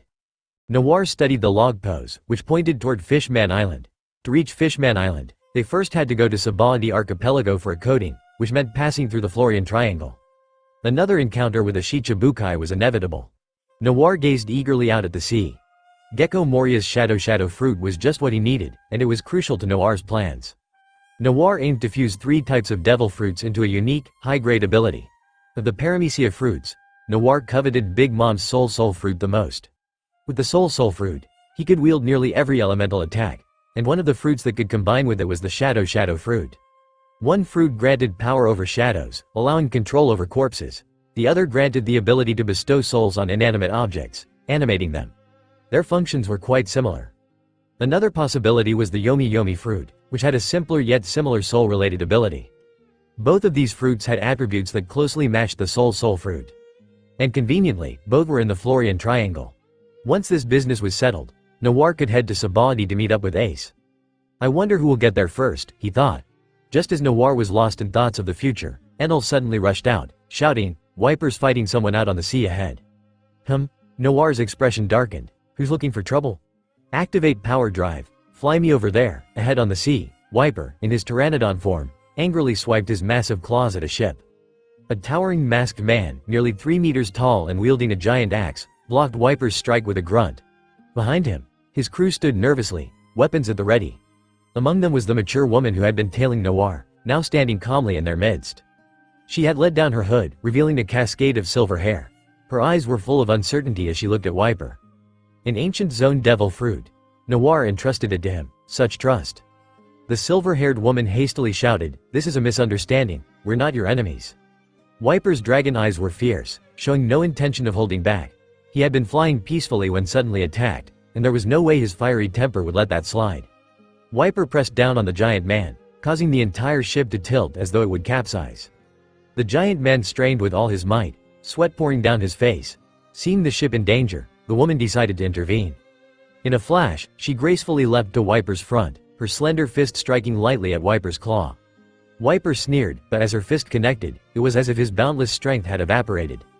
His mighty claw, normally so strong, was overwhelmed by her delicate hand. Wiper quickly withdrew his attack, but even after pulling back, the sense of weakness in his claw didn't dissipate. It was as if his power couldn't flow properly. Wiper glared at the woman in suspicion. "Are you a devil fruit user?" The woman withdrew her hand, smiling politely. "I am. I possess the paramecia-type calm fruit. Anything I touch, whether physical or energy-based, becomes soft and powerless." Wiper's eyes widened in shock. This ability seems kind of unbeatable. The woman placed a hand over her heart, her other hand behind her back, and bowed gracefully. "My companions were rude earlier. This is all just a misunderstanding. I hope we can talk things over." Wiper, having taken a hit, retracted his wings and landed on the ship. "What do you want to talk about?" Just as the woman was about to speak, a loud whooshing sound filled the air. Enel, having summoned lightning, eagerly descended with a roar of thunder. "A fight without me? Not happening, take this." The woman frowned, her delicate hand flicking as she lightly tapped the air. The raging lightning suddenly softened, passing through her like a gentle breeze. Her hand reached through the electrical net and slapped Enel on the head. With a thud, Enel crumpled to the deck like a lifeless ragdoll. Wiper couldn't help but chuckle. This is more like it. Noir stood at the bow of the ship, coldly observing the fallen Enel. This is only the first half of the Grand Line, right? How come so many people here can use hockey? He mused, recalling the recent encounter with the woman selling devil fruits, as well as this rather attractive young lady. "And who exactly are you people?" Noir asked, his voice cutting through the tension in the air. The woman turned towards him, her tone soft yet firm. "Mr. Noir, could we find a quieter place to talk?" Noir chuckled. "Sure." The woman brought along only the burly man as they boarded the Arc Maxim. Meanwhile, Enel, who was still lying limp on the deck, was grudgingly helped up by Wiper. Seething with frustration, Enel muttered, "What's the deal with that woman? I can't even use my strength." Wiper sneered, "Soft guy, can't even handle a woman." "Shut up, let's see you try," Enel retorted angrily. But Wiper, realizing he hadn't fared much better against her, wisely chose to keep quiet. Noir led the woman to the meeting room aboard the Maxim. As she looked around at the lavish, gold-adorned room, she remarked, "Mr. Noir, you're quite wealthy." Noir smiled, and Conus brought out a tray of tea, setting it on the table. The woman took a sip and her eyes lit up as she complimented, "Your crew has some remarkable skills." Conus blushed with a sweet smile, and Noir subtly nodded in agreement. This woman wasn't just strong, she was also quite polished in her manners. "You show me respect, I show you courtesy," Noir thought. Echoing his own principles, he asked, "So, how should I address you?" Standing tall, the woman introduced herself with a serious tone. "My name is Cretan, and I'm a soldier of the Revolutionary Army. This is Gan, but you can call him Little Gan." Noir nodded. It was as he suspected, the Revolutionary Army. In the vast world, apart from the Marine and the world government, the Revolutionary Army was likely the only force capable of conducting such organized operations. Noir, still curious, asked, "Why is the Revolutionary Army so determined to track me? What do you want?" Cretan replied earnestly, "Our goal is to invite you to join us, Mr. Noir." Join the Revolutionary Army? Noir was even more puzzled. Why would the Revolutionary Army invite a wanted man like me? Just because I killed a king? Cretan nodded. "To be honest, we've been watching you for a long time. We believe that with your abilities and ideals, you're more than qualified to join us." "Ideals? What ideals do I have?" Noir blinked in confusion. It was clear that the Revolutionary Army was interested not just in his ideals, but more importantly, in his ability to copy powers. They couldn't let such a power fall into the hands of the government. Noir didn't dwell on it and decisively refused. "No need. I appreciate your organization's goals, but I prefer my freedom. I'm not one to take orders." Cretan seemed to have expected this but still looked disappointed. "Very well, we respect your decision. However, I wonder if we could engage in some mutually beneficial cooperation?" Noir, sensing an opportunity, asked, "What kind of cooperation?" Cretan glanced around at the golden decor and smiled. "Robbery." "Robbery?" Noir's interest waned.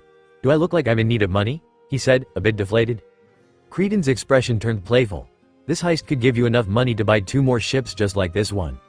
In an instant, Noir's demeanor shifted, and he was all ears. "Who are we robbing?" Creedon, a bit taken aback by Noir's sudden enthusiasm, quickly regained her composure. "Our target is the Celestial Gold." Noir's mind raced. These revolutionaries were bolder than he'd thought. The Celestial Gold was the wealth that all nations affiliated with the world government were required to pay as tribute. This heavy tax was offered to the Celestial Dragons, the world's aristocrats. Noir had heard of it when he first set sail. It was said that Doflamingo had once stolen the Celestial Gold, forcing the government to recognize him as a warlord of the sea. If they could intercept this wealth, gathered from numerous countries, it would indeed be a windfall. Creedon, noticing Noir's contemplative silence, asked, "Mr. Noir, what do you think?" Noir quickly questioned, "Why involve me in such a secret operation? And don't tell me it's because you trust me, because I won't buy that." Creedon shook her head. "It's not just that we trust your character, we also value your copying ability. If I'm not mistaken, your copy fruit powers are still usable, right?" Her directness relieved Noir, who replied, "Of course, I can copy anyone's face." He then asked, "So, what's your plan?" Creedon reached into the valley of her bosom, pulling out a small mushi, which seemed nearly suffocated in the process. Noir felt his cheeks flush at the sight, as Creedon explained. "This is my mushi. Once you reach Sabaody Archipelago, I'll contact you and provide you with the full plan." Noir held the warm mushi, momentarily lost in thought. Robin gently flicked the back of Noir's head and addressed Creedon, "We'll be in touch." Creedon looked at Robin with a thoughtful expression. The devil child, being protected by the devil shadow. No wonder the government's efforts to capture them had been unsuccessful. "In that case, the Revolutionary Army will be ready when you arrive at Sabaody. We'll take our leave now." Creedon and Gan departed the Maxim, slowly sailing away under Noir's watchful gaze. Holding the mushi, Noir wondered aloud, "Aren't they afraid I'll change my mind?" Robin shook her head. "You're definitely going to Sabaody. Besides, the Revolutionary Army probably has a backup plan." Noir nodded. Wiper leaned in, asking, "Is there really that much money in the Celestial Gold?" Enel, eavesdropping, listened intently as Noir replied, "Indeed, there's a lot, but more importantly, there are numerous resources." Nations under the world government's umbrella didn't just tribute berries. More often, they offered various resources: devil fruits, medicines, weapons, rare metals, and exotic animals, among other things. With such a vast amount of resources, it was no wonder the Revolutionary Army was tempted. Even Noir, who had plans to establish his own territory, needed these materials. As Noir described the Celestial Gold's riches, Enel's mind began to whirl. With wealth enough to buy another Arc Maxim, how much money was that? After Noir and the others completed the heist, he could simply swipe the treasure while they weren't looking. Then he could disappear to some remote part of the world and reign as king again, unchallenged. Enel's fantasies about his future reign made him chuckle with a sinister glee. Wiper looked down at the now slumped Enel, lying limply on the deck like a worm, laughing eerily like a donkey. "Disgusting," he muttered. While Noir was in the midst of striking a deal with the Revolutionary Army, the defeated CP9 members were living in a state of utter despair. The world government had already received word of their failure and had learned of Bluno, death, and Spandam's gruesome demise. CP9, a secret intelligence agency that had never been exposed to the public, had been utterly crushed by a rising pirate. This sent the 5 elders into a rage. They had originally considered recruiting Noir as a warlord of the sea, but now, unable to capture Noir, they instead vented their wrath on CP9. Spandam's father, Spandine, was devastated by the loss of his son. He blamed Lucci and the others, reasoning that if they had done their job and protected Spandam, his son would still be alive. Targeted both internally and externally, CP9 found themselves utterly defeated and were eventually abandoned by the government. Lucci had no choice but to lead his comrades in a desperate escape from Eni's lobby. In the waters far from Water 7, Lucci, now transformed into his leopard form, stood on a wrecked battleship. During their flight, Lucci had come across a devil fruit, none other than the same zone-type cat fruit. Model leopard that he had consumed in the original story. Using the enhanced combat abilities from the fruit, Lucci led his team through a series of narrow escapes, continuously evading the government's and the Marines' relentless pursuit. Khalifa, her once elegant uniform now tattered and torn, wore an exhausted expression on her otherwise pristine face. "How much longer do we have to keep running?" she asked. Kaku, still gravely injured, coughed up blood. The wolfman, Jabra, who was supporting him, gave a bitter smile. Who knows, these relentless pursuers. Jabra glanced over at Lucci. Ever since their crushing defeat, Lucci had become increasingly withdrawn, shutting himself off from the rest of the world. Sympathizing with Lucci, Jabra hesitated for a moment before sadly saying, "Lucci, is Bluno really?" Lucci suddenly snapped his head around, his bloodshot eyes glaring like daggers at Jabra, causing a chill to run down his spine. At the mention of Bluno's name, the 6 remaining CP9 members fell silent. Lucci clenched his fists, striking the ground in frustration. The shadow of defeat still loomed over his heart. If only he had been stronger. Rob Lucci, and all former CP9 members, surrender now and accept the government's judgment. CP9 looked toward the approaching battleship from which the enemy's voice echoed. Their spirits were completely crushed. Kaku was gravely injured, and the rest of them were utterly exhausted. Only Lucci remained standing, stubbornly holding on. Lucci, shirtless, had grown even more muscular in his leopard form, but his labored breathing betrayed his fatigue. Just as he was about to charge forward for one last desperate fight, a shadow suddenly loomed over them from above. Lucci instinctively looked up and saw a massive long-winged dragon swooping down from the sky, heading straight for the battleship. Wiper, with his dragon wings beating, charged at the battleship with his powerful hind claws. Against the might of the wind god Pteranodon, a single battleship was no match. In an instant, the once mighty ship was torn to pieces. Countless Marines screamed as they jumped into the sea, while others futilely fired back. But their bullets were nothing more than pebbles against Wiper's tough hide. With a powerful flap of his wings, Wiper created a massive wave that drowned the remaining Marines. Lucci watched the scene in awe, silently clenching his fists. A good devil fruit can indeed greatly enhance a person's abilities. While Lucci did not regret eating the cat fruit, he couldn't help but envy those with rarer powers. But when Wiper landed in front of them and reverted to his original form, Lucci's envy turned to cold resolve. He recognized him, it was that detestable man's subordinate. Khalifa stared at Wiper in horror. "You're one of Noir's men, did he send you?" Jabra, alarmed, quickly positioned himself in front of Kaku, baring his teeth and tensing up in a defensive stance. CP9's owl-like Fukuro and the Kabuki-like Kumadori also stood ready, their eyes filled with suspicion. Wiper, unfazed by their hostility, snorted. "Don't get the wrong idea. If it weren't for the captain's orders, I wouldn't have bothered with you." "Captain? Could it be?" The CP9 members turned to look at the elegantly adorned ship slowly approaching from the distance. And standing on the bow was the man who had taken their comrade's life, Noir. Wiper was about to speak, but Lucci moved faster, leaping onto the ship and aiming a powerful kick at Noir's head, shouting, "How dare you show your face here?" Noir remained expressionless, but Enel reacted quickly. Blue lightning crackled above Lucci's head, and Enel appeared in a flash, slamming his foot down on Lucci, interrupting his attack. Lucci was sent flying back, and Noir, without lifting a finger, patted Enel approvingly. Finally, Noir thought, he had 2 capable subordinates. The difference in demeanor was stark. Compared to those 2 fools from the East Blue, Wiper and Enel were like angels. As Lucci struggled to his feet, preparing for another assault, his comrades prepared to join him. Wiper, annoyed, was about to intervene, but Noir suddenly spoke up. "What's this? Don't you want your comrade back?" Lucci skidded to a halt, looking at Noir suspiciously. "What do you mean?" Noir turned and grabbed the still unconscious Bluno, throwing him into the sea right in front of them. Lucci gasped, momentarily forgetting that he was now a devil fruit user, and dove into the water after him. Jabra, panicking, was about to jump in after them, but Khalifa stopped him. Khalifa, who hadn't eaten a devil fruit, dove into the water and pulled both Lucci and Bluno back to the surface. Noir raised an eyebrow, smiling. "It seems your bond is stronger than I expected." With Lucci back on land and Bluno confirmed to be only unconscious, the weight of sorrow and anger that had been burdening them for days lifted slightly. CP the 9th of May have been disbanded by the government, but that meant nothing.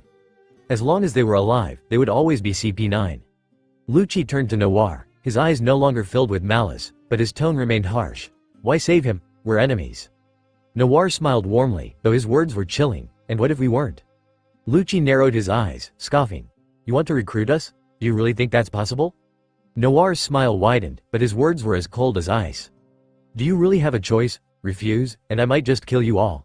A seemingly casual remark felt filled with murderous intent in Lucci's ears. Lucci, on guard, looked at Noir and asked, "Why are you interested in us?" Noir chuckled softly and replied, "I admire your philosophy." Lucci was taken aback. The philosophy he adhered to was dark justice, believing that the weak are inherently guilty and that necessary evil is used to achieve peace. Noir gently persuaded, "Your kind of justice won't have a place in the government. In their eyes, you're just one of the weak sinners.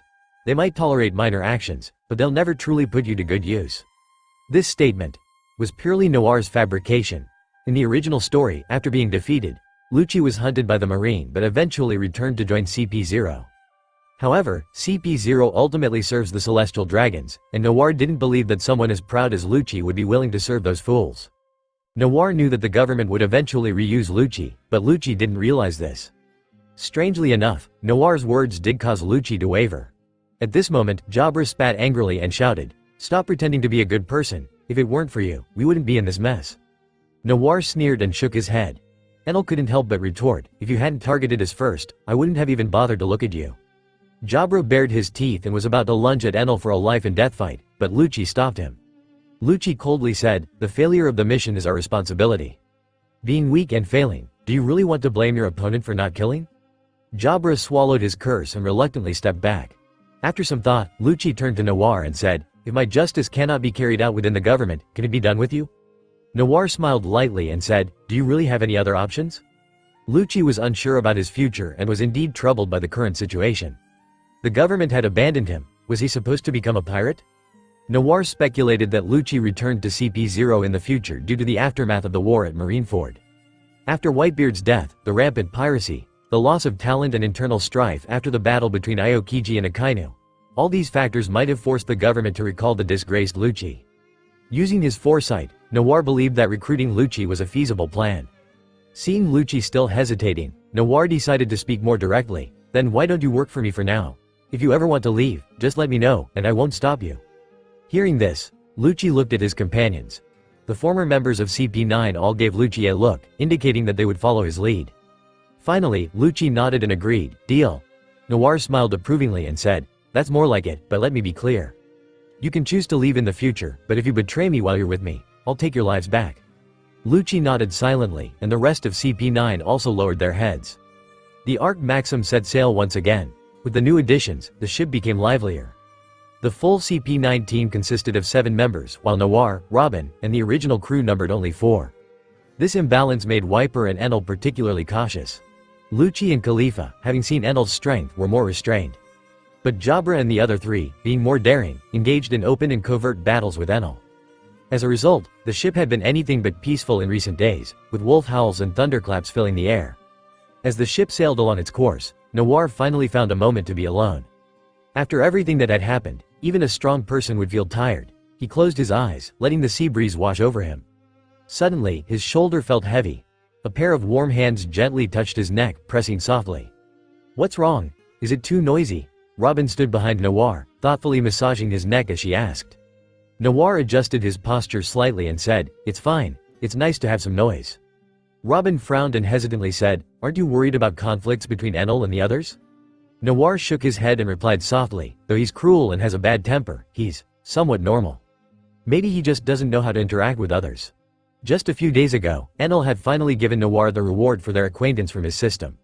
Besides the copy card, the system had even gifted Noir a complete set of home appliances: refrigerator, washing machine, television. The system was cheap. Why not just throw in a smartphone or tablet? But to get back on track, the system's notification indicated that Enel was beginning to accept Noir and the crew. Robin nodded in agreement and said, "True, sometimes bonds can form through conflict. Fighting might just bring them closer." But just as they were talking, Enel suddenly burst into the kitchen, dragging Jabra by his wolf tail. The wolfman was charred black and unconscious from the electric shock, while Enel shouted loudly, "Conus, get the oil ready, we're having wolf meat tonight." "Robin." Noir sighed, rubbing his forehead, and asked Wiper to teach the CP9 members hockey on his behalf. Getting beaten won't improve camaraderie. In the days that followed, Wiper followed Noir's orders and began teaching the crew Busashoku hockey. Though he was only half-trained himself, it was enough to cover the basics. Everyone was studying diligently, especially Lucci, but there was one exception. It wasn't that Wiper was unwilling to teach Enel, it was just that this guy refused to sit still and learn. Noir left him be, figuring that Enel would eventually understand his weakness after getting beaten enough. As the atmosphere on the ship became more harmonious, the Ark Maxim slowly sailed into the Florian Triangle. The surrounding sky was eerily shrouded in thick fog, so dense that not a single ray of sunlight could penetrate, and the sea seemed to have turned a dark purple-black. This fog was much thicker than that around Autumn Island, Noir mused. Lucci, now dressed in a white suit, stood coolly at the bow and asked, "Are we going to target Moria?"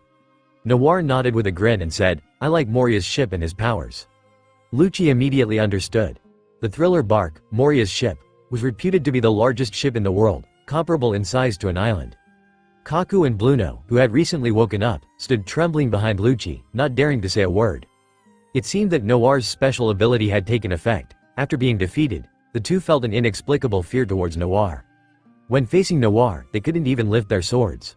Lucci assumed they were simply scared of being beaten, paid it no mind, and stepped aside to train hockey with Wiper. On the ship, Lucci spoke little and mostly exchanged words with Wiper, a fellow combat enthusiast. The two got along surprisingly well, one teaching hockey, the other teaching the 6 powers.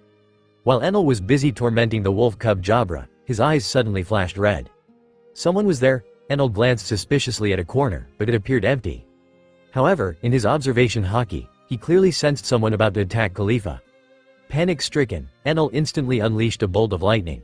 The crew saw Enel suddenly attack Khalifa, and chaos ensued on the ship. Chapter 94. Jabra, who was pinned under Enel's foot, quickly tried to stop him. "No, don't do it." However, the thick bolt of lightning still struck down, but it didn't hit Khalifa, it struck a spot right behind her instead. Kaku and the others pointed at Enel angrily and shouted, "What do you think you're doing?" Before they could finish, a strange cry echoed as a scream of pain emerged from behind Khalifa. Someone was there, the air filled with the smell of scorched flesh, and Khalifa quickly ran to her companions in terror. Lucci, with a serious expression, stared at the space where the attack landed and said, "I've heard that Moria has a subordinate with the power of the transparent fruit." Enel scratched his head and said, "What's the use of being invisible if you can still be seen?" Everyone gave him strange looks. "Only you can see them, okay?" Noir, with a cold look, raised his sword and slashed through the air. Suddenly, blood splattered in the air, and the figure of a sturdy man appeared. Absalom clutched his neck, blood pouring out uncontrollably. His tiger-like mouth mumbled something as he tried to stop the bleeding, but it was all in vain. Noir sneered and lifted his devil blade, slashing Absalom's heart, ending him. Absalom, the transparent man, hadn't even lasted half a chapter before Noir shoved his death straight into his mouth. Noir spat on Absalom's corpse, his voice filled with hatred. "Killing you like this is too easy." Lucci and the others exchanged bewildered glances. Why does it feel like the captain has some deep-seated grudge against this guy? Noir turned his gaze toward the massive shadow looming in the fog. He hadn't even gone looking for trouble, yet they had come right to his doorstep. Thriller Bark had already emerged from the fog, its massive mouth forming a gate, as if it were about to swallow all the intruders whole. The Ark Maxim sailed straight into the mouth of the massive ship, and the giant vessel slowly docked. Since they were inside the ship, the Ark Maxim didn't need anyone to stay behind to guard it. Everyone disembarked together. The dark, eerie environment and the deadly silence of the ship were indeed intimidating. Even Khalifa, a seasoned agent, felt a bit nervous. Konis clung to Robin's arm, too scared to even lift her head. Even the little fox Sue in Konis's arms covered its eyes with its bushy tail, as if that would keep it safe from anything scary. Robin, on the other hand, was excited, filled with curiosity about everything on this island. They hadn't gone far when, as they passed a graveyard, the soft earth suddenly began to shift. One after another, unsettling movements followed, and withered hands began to emerge from the ground. Countless zombies broke through the earth, rising from their graves. The zombies roared and waved their arms, their hollow eye sockets staring at the group. Some zombies' heads even fell off, while others, missing limbs, hobbled toward them. But the awkward thing was, Noir and his crew didn't react at all. The guys looked at the zombies like they were idiots, and even Robin and the other girls curiously examined them. Seeing the zombies, Konis and Khalifa weren't scared anymore. Konis patted her chest and laughed. "I thought it was some kind of monster, but it's just a zombie." Khalifa asked in surprise, "Do zombies exist on Sky Island too?" Konis shook her head and said seriously, "Enel is way more disgusting than a zombie." Robin kept a straight face but thought to herself, "These zombies actually have pretty good taste." It seemed that tangible things didn't have much of a scare factor for these girls. The zombies, seeing that Noir and his crew weren't scared at all, were so furious that they wanted to die again. They yelled, "You should be scared. We're terrifying soldier zombies. Do you have any idea how hard it is to keep up appearances?" Enel, Wiper, and Lucci exchanged silent glances and clenched their fists, walking toward the zombies. Boom, boom, boom. The graveyard, meant to be spooky, looked like it had been hit by a demolition team. Gravestones and buildings collapsed, and all the unlucky zombies were knocked to the ground. The soldier zombies knelt in a row, their shriveled heads sporting large bumps as they rubbed their hands together, grinning ingratiatingly. "Ah, dear guests, is there anything we can assist you with?" Noir squatted down and asked, "Where does your captain live?" The zombies didn't even hesitate. They all pointed in the same direction and said, "Over there, in the castle." Satisfied, Noir patted one of the zombies on the head like a bandit leader and led his crew forward. As the group of ruffians walked away, The zombies breathed a sigh of relief and began whispering among themselves. Do you think they'll cause trouble for the captain? How could they? The captain would be thrilled to see such high-quality shadows. But I have a feeling that the captain won't be able to beat them. Moria resided in a massive castle, lounging in a chair with his enormous belly protruding, casually sipping wine. The dim candlelight cast Moria's giant shadow onto the floor, creating an eerie and oppressive atmosphere. At that moment, a fat, human-faced bat flew in, hurriedly reporting, "Captain, intruders have entered the ship." Hee. Moria laughed dismissively and said, "Let Absalom handle it. It must be another bunch of nobodies." The human-faced bat responded anxiously, "But Captain, we can't find Absalom anywhere. We've lost contact with him." Moria frowned, Then go find him, and have Perona send her ghost zombies to deal with them. And whatever you do, don't let them near Hogback's lab." The human-faced bat hesitated and said, "But they've already passed by it." What? Noir and his group were walking down a dim corridor, leaving a trail of charred, broken ghost zombies behind them. Where's the zombie of the swordmaster Ryama? Noir wondered.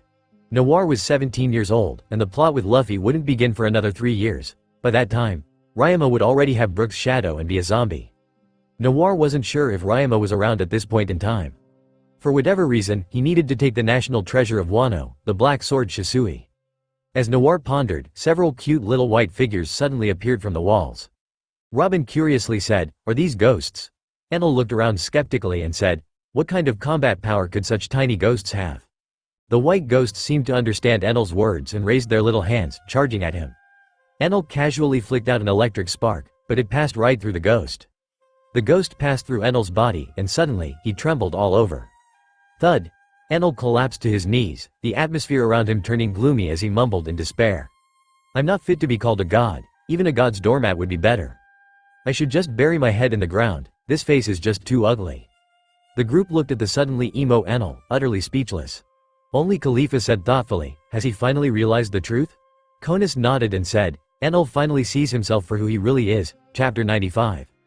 Enel walked ahead, his face dark with anger, while Jabra leaned in close to his ear, relentlessly mocking him.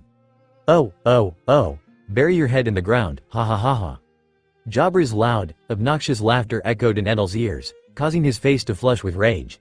He was itching to drag Jabra down with him. To think that so many people had witnessed such a humiliating moment. It was a social death, an absolute and total one. Enel stormed ahead, leaving everyone behind as he angrily charged toward the castle, shouting, "The one who released those ghosts, get out here." Jabra wasn't about to let him off the hook and followed closely behind, continuing to taunt, "You sure you can handle it yourself? Don't end up kneeling in repentance again, okay?" "Shut up." As their voices faded into the distance, Noir watched the two leave the group. Why are my crew members always such idiots? The labyrinthine corridors inside the eerie castle made it incredibly difficult to locate Moria. Noir turned to Bruno and asked, "Can your door fruit ability take us directly to the main hall of the castle?" Bruno stiffened, a bit apprehensive, and replied, "It should be possible, but it will take some time." Noir nodded and then instructed Wiper, "Help me find someone. He's a zombie swordsman wielding a black blade. If you don't come across such a zombie, then find a fat doctor wearing black glasses. Bring him to me." Wiper nodded in acknowledgement. Understood. As Bruno opened an air door, Noir stepped through, with Lucci following right behind him. The world inside the door was a dim, green-tinted alternate dimension. Not far off, there was another door. As the group pushed the door open and stepped out, the exertion immediately took its toll on Bruno, causing sweat to bead densely on his forehead. And this was just from transporting within the island? Noir gave Bruno a sympathetic look, as if concerned about his health. Bruno blushed and explained, "I'm still not fully recovered." Lucci scanned the hall before them, his eyes narrowing as he said, "Someone's coming."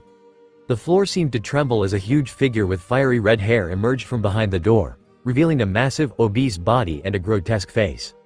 Noir was stunned at the sight of Moria. This guy has to be at least 7 meters tall, right? Despite having traveled far and wide, the tallest person Noir had encountered before this was Enel, and even he was only a few centimeters taller than Noir. How do these human giants grow to be as tall as a multi-story building? Moria looked down at the uninvited guests and clapped his hands with a smile, saying, "Greetings, Noir." Noir unsheathed his devil blade and smiled back, "You're polite, but I'm here to cause trouble." Moria rubbed his hands together and bared his sharp teeth in a grin. "We're not enemies, so there's no need for a fight." "Is this something a pirate would say?" Noir sneered. "One of your men tried to mess with my crew, so I killed him." Moria's smile froze on his face, and then he roared furiously, "You killed Absalom?" "Indeed." So enough with the chatter. Noir leapt forward. his devil blade slashing toward Moria's neck with malevolent intent. Moria quickly activated his ability, turning his body into a shadowy fluid that shattered into pieces when struck by the blade. In the distance, the shadow reformed into Moria's shape, swapping places to evade the attack, and he immediately turned to flee without any intention of fighting back. How is this guy a warlord of the sea when he's such a coward? Lucci used Moonwalk to leap in front of Moria in an instant. Moria flung out his hand, and the shadow beneath him fragmented and flew out like shards. The shattered shadows transformed into bats that bit into Lucci. Moria then reached out to grab the shadow Lucci cast on the ground. Noir quickly rushed forward, kicking the massive Moria and sending him flying. The bulky body hit the ground, kicking up a cloud of dust as Moria struggled to stand. Among the warlords of the sea, Moria must rank near the bottom. He relies too much on his subordinates, neglecting to develop and refine his own abilities. His physical combat skills are almost non-existent and he's wasted the highly versatile Shadow fruit. In comparison, Moria doesn't even measure up to Crocodile. Crocodile's mastery of the sand fruit is incredibly advanced. Despite being a logia type, he's perfected the ability to dry up anything. But Moria? If not for the zombie ores and the massive uncontrollable shadows, Luffy probably wouldn't even need to use Gear's 2nd or 3rd to beat him. A simple power-up might have been enough to knock him out, just like with Crocodile. Moria glared at Noir with his triangular eyes filled with malice. He pressed his hands to the ground and shouted, "Let's see how you handle the Shadow Asgard." A gigantic shadow, identical in shape to Moria, emerged from the ground, its claws outstretched as it charged at Noir. Noir laughed coldly. Without ores being revived by shadows, no matter how much Moria struggles, he's got nothing left to fight with. Noir coated his blade with Busashoku Haki and lunged forward, completely ignoring the Shadow Asgard in his path, and swung his blade toward Moria's head. Moria, terrified, transformed into a shadow again, swapping places with the Shadow Asgard. But before Moria could even celebrate his escape, Lucci, who had been waiting, attacked. Finger pistol. Lucci's sharp fingers pierced Moria's chest like spears. Moria, out of practice for so long, felt the pain and screamed, his eyes bulging as he threw Lucci off. But with Lucci holding him off for that long, Noir had already caught up. The Devil Blade, gleaming with malevolent light, stabbed through Moria's back. Blood gushed up Moria's throat, and he couldn't help but spit out a mouthful of it. Finally, he could no longer hold himself up and collapsed to his knees. Noir looked down coldly at Moria's struggling form. In his hand, the Devil Blade seemed to hum softly, like a baby thirsting for blood. Noir summoned the system and ordered, "Copy his Shadow fruit." Moria's red talent, Devil's Host, was swapped out by Noir, who had weighed the pros and cons, replacing the weather manipulation talent he had copied from Nami. When Noir first set out to sea, his navigation skills were lacking, so he had relied on Nami's talent. Now, with so many subordinates under his command, Noir no longer needed to handle navigation himself. As a result, 5 of Noir's 10 talents were now Devil Fruit abilities. And beyond that, Noir cast a dangerous glance at the fallen Moria. Noir activated his passive ability, Hand It Over. Moria, weakened and exhausted, was no match for Noir, especially with Lucci standing by. Noir swung his blade toward Moria, and a massive spray of blood erupted from Moria's huge body, staining a large portion of the castle's carpet.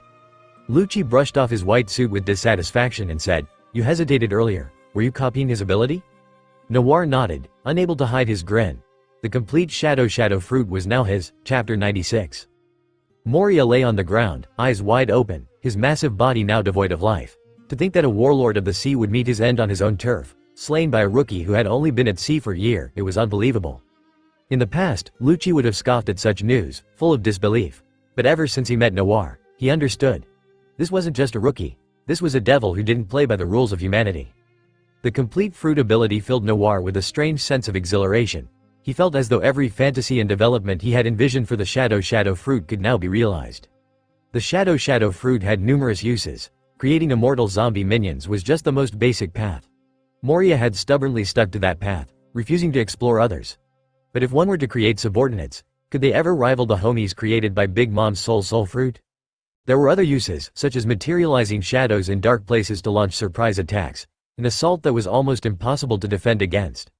The user could also traverse through shadows or replace their own body with a shadow when under attack.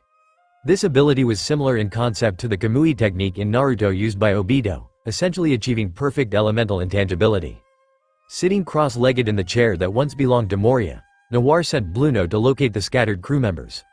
Lucci and the CP9 team were dispatched to survey the castle. Robin was sent to check on Enel's situation.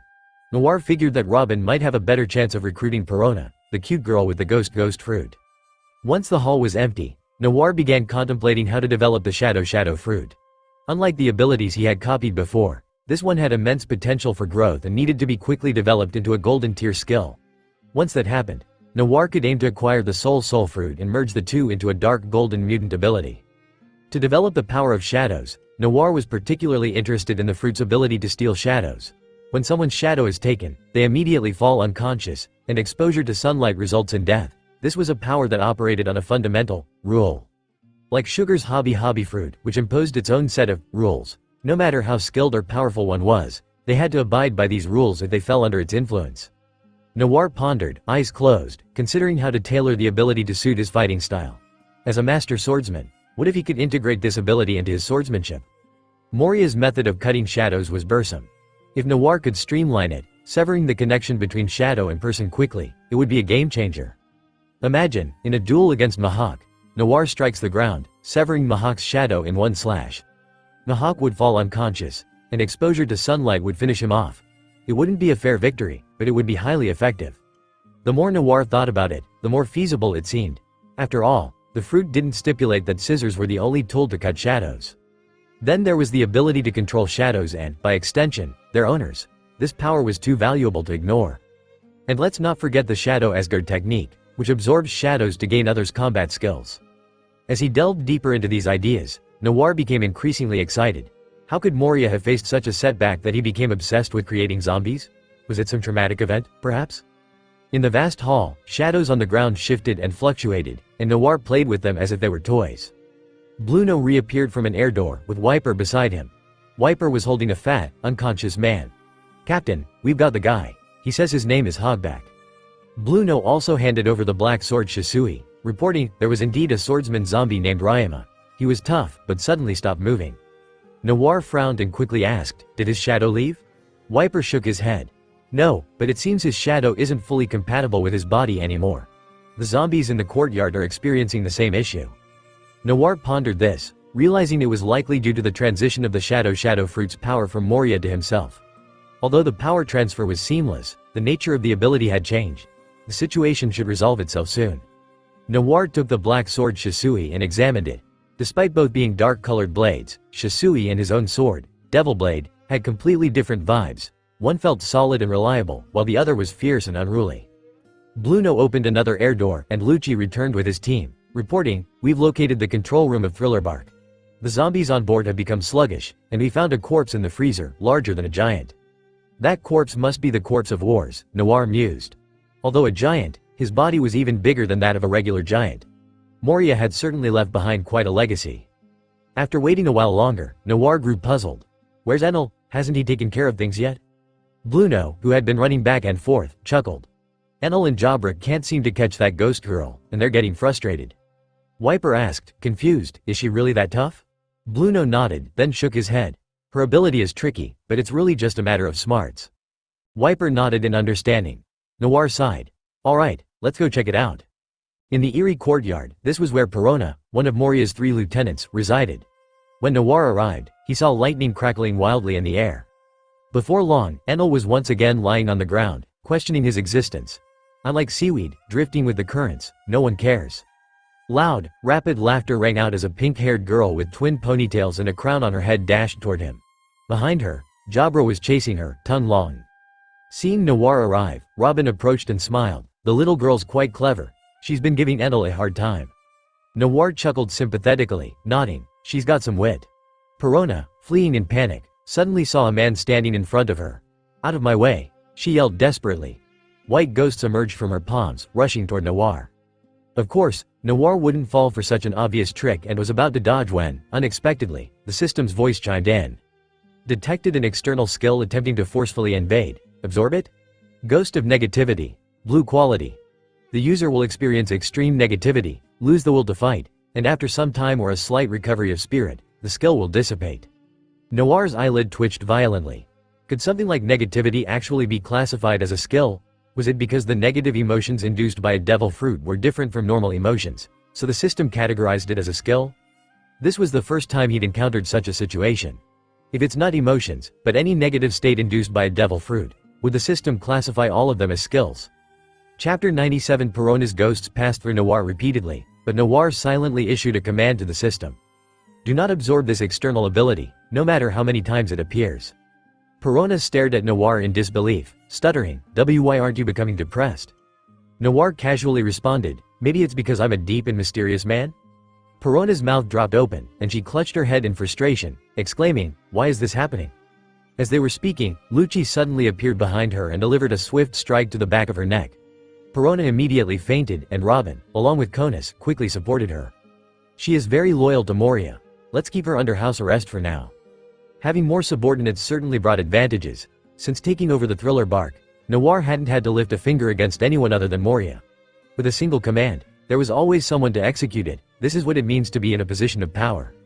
As the new user of the Shadow Fruit, Noir quickly took control of all the zombies on the ship, firmly establishing his authority over the Thriller Bark. Though the zombies weren't exactly impressive in appearance, they were products of the Devil Fruit and displayed absolute loyalty to Noir. Just as Noir found some time to relax again, Bluno opened another door in front of him. Poor Bluno, due to his door fruit ability, had been reduced to a mere messenger by Noir. Bluno, emerging from the door and visibly winded from repeated use of his powers, reported, "Captain, someone wants to see you." Noir looked at him in surprise and asked, "There are others on the island?" Scratching his head and gesturing vaguely, Bluno described, "It's an ugly woman with a big head and lipstick. It seems Moria took their shadows, so they've been hiding here." Noir suddenly understood. He remembered now. The woman on the ship was Lola, wasn't she? Lola, one of Big Mom's numerous daughters, had caught the eye of the giant prince, leading her delighted mother to arrange a marriage that would improve relations with the giants. But who would have thought that, despite her unremarkable appearance, Lola had a gutsy personality. She dared to defy Big Mom's orders, fleeing the new world and enraging both Big Mom and the giants. Noir nodded and said, "Bring her to me." Soon after, an unattractive woman and her followers were brought before Noir. She was indeed hard on the eyes. Seeing Noir, Lola respectfully greeted him alongside her subordinates. "Greetings, Noir. New user of the Shadow Fruit." Noir nodded and got straight to the point. "You want your shadows back, right?" Lola hesitated for a moment, then, with difficulty, said, "Moria, one of the 7 warlords, took our shadows. We haven't seen sunlight in years." Noir raised his hand, cutting her off. "I can return your shadows, but I have conditions." Lola was taken aback but quickly became overjoyed. "That's wonderful. We'll do our best to meet your conditions." Noir shook his head and pointed at Lola, saying, "It's nothing major. I just need you to give me your mother's Vivre card." Lola was puzzled. How did Noir know she had a Vivre card? But it wasn't a bad deal. She didn't have much affection for her mother anyway, and she doubted this man could do anything to threaten the formidable Big Mom. Obediently, she handed over Big Mom's Vivre card, and Noir kept his promise, returning her and her subordinates shadows. There weren't many of them, so losing a few shadows wasn't much of an issue. After Lola and her people left, Lucci, who had been silent until now, finally spoke. "Why bother negotiating? We could have just killed them and taken what we wanted." Noir lazily reclined on the couch his subordinates had brought over and replied, "If a few words can solve the problem, why resort to violence?" Although Noir had killed many, he wasn't one to kill indiscriminately. Lola had shown the proper respect and politeness befitting her strength, so Noir was willing to exchange a few words with her. Sure, crushing her would be as easy as stepping on an ant, but who has time to go around killing every ant they see? In his previous life, such behavior would either mark you as a budding serial killer or a troubled child. Days passed, and Noir continued to send people to search for the Skeleton Brook, hoping to copy his Revive Fruit ability. Having an ability that grants extra lives was too valuable to ignore. However, the Devil's Triangle was vast, and even after a considerable amount of time, they hadn't seen a single ship, let alone found any trace of Brook. As time slowly slipped by with no sign of Brook, Noir grew weary of waiting. With no other choice, Noir returned to the Maxim, preparing to head to Sabaody and make plans to seize the Heavenly Tribute. Of course, as the first territory Noir had claimed, the Thriller Bark couldn't be abandoned. Noir left behind members of the CP-19, taking only Lucci, Khalifa, and Bluno with him. As for Perona, ever since learning that Moria had been slain by Noir, she had secluded herself in the castle, refusing to eat or drink, leaving Noir with little recourse. Perona had been taken in by Moria as a child, and her loyalty and affection for him couldn't be easily swayed by an outsider like Noir. As for Hogback, though he was equally loyal, his medical skills were the only reason he hadn't been executed already. Both of them were to be kept under guard for now. They might prove useful later. With the few people left to take care of things on the Thriller Bark, Noir felt much more at ease. There weren't many in the first half of the Grand Line who could challenge them. Before departing, Noir specifically instructed Kaku to report immediately if they found any news about Brook. What puzzled Noir the most was how Moria managed to sail the thriller bark to the New World and back again. A ship as large as an island would need an enormous coating to pass through Fishman Island. The Maxim swayed gently as it sailed out of the mist, and the long-lost sunlight once again bathed their faces. Noir stretched leisurely, enjoying the warmth, and remarked, "It's so much better with sunlight." Robin, smiling as she flipped through the charts, added, "We're finally nearing the Sabaody archipelago." Conus, curious, asked, "Is that island special?" Robin nodded, patiently pulling out a small blackboard and explaining, while Conus and the others sat attentively, listening. When entering the Grand Line, there are 7 routes to choose from, but to move from Paradise to the New World, if you can't pass through Mariajoy atop the Red Line, your only option is to go through Fishman Island. And since Fishman Island is 10,000 meters under the sea, ships must be coated on the Sabaody archipelago to dive into the deep. Enel exclaimed in amazement, "Skypia is 10,000 meters in the sky, and Fishman Island is 10,000 meters underwater, what a difference." Conus, full of wonder, added, "So there really are fishmen in the world." Seeing everyone so eager, Noir also felt a bit excited. The island where the 7 routes converge again was also where Noir and Ace had agreed to meet. He had to get there quickly, they had a meal writing on it, chapter 98. The Sabaody archipelago is located near the marine headquarters, so Noir and his crew had to proceed with caution as they sailed toward it. Before they even reached the shore, they could see the beautiful bubble islands in the distance. Though called an archipelago, the Sabaody Islands were actually formed by the roots of the world's largest mangrove tree, the Yarukaman mangrove. The roots of this massive tree protruded above the sea, leading people to call it an island. The famous bubbles of Sabaody were actually tree resin secreted from the roots during respiration. As the ship docked, Wiper gazed at the countless floating bubbles and marveled, "This is truly beautiful." There were bubble cars, a bubble Ferris wheel, and even houses built on bubbles. Conus excitedly grabbed Khalifa's hand, with her little fox trailing behind them like a hyperactive puppy, and called out to Robin, "Robin, look at all these things made of bubbles." Enel, standing majestically atop a tree, couldn't help but feel a mix of emotions. A place as beautiful as this must be wonderful to rule over. Khalifa, still not entirely used to Conus's familiarity, nevertheless followed along. Conus, undeterred, continued to call out to Robin, "Robin, let's go shopping." Robin nodded and then held out her hand to Noir beside her, smiling sweetly, "Can you give me some money?" It looked just like a wife asking for pocket money before heading out. The wealthy captain, Noir, waved his hand generously, handing each of the 3 women a backpack full of money. Enel jumped up and said, "I want some too." Once again, Noir, being lavish, handed out a large sum of money. The 4 men each held a single 100-berry note in their hands, lost in deep thought. Wiper nudged Enel with his elbow and asked, "Isn't 100 berries only worth some cotton candy in the blue sea?" Enel, with the air of someone more experienced, patted Wiper on the shoulder and said earnestly, "You don't understand. In the blue sea, 100 berries is actually a lot." Wiper, "I don't shop much, but are you trying to fool me?" Lucci and Bluno exchanged looks, clearly thinking Enel was an idiot. What on earth has this guy gone through? After getting rid of the 4 men by giving them money, Noir clapped his hands, planning to head over to the coding factory and maybe find Ace as well. But suddenly, Noir's pocket started vibrating, under the curious gazes of the others. Noir calmly pulled out a Den Den Mushi from his pocket and said, "Moshi Moshi?"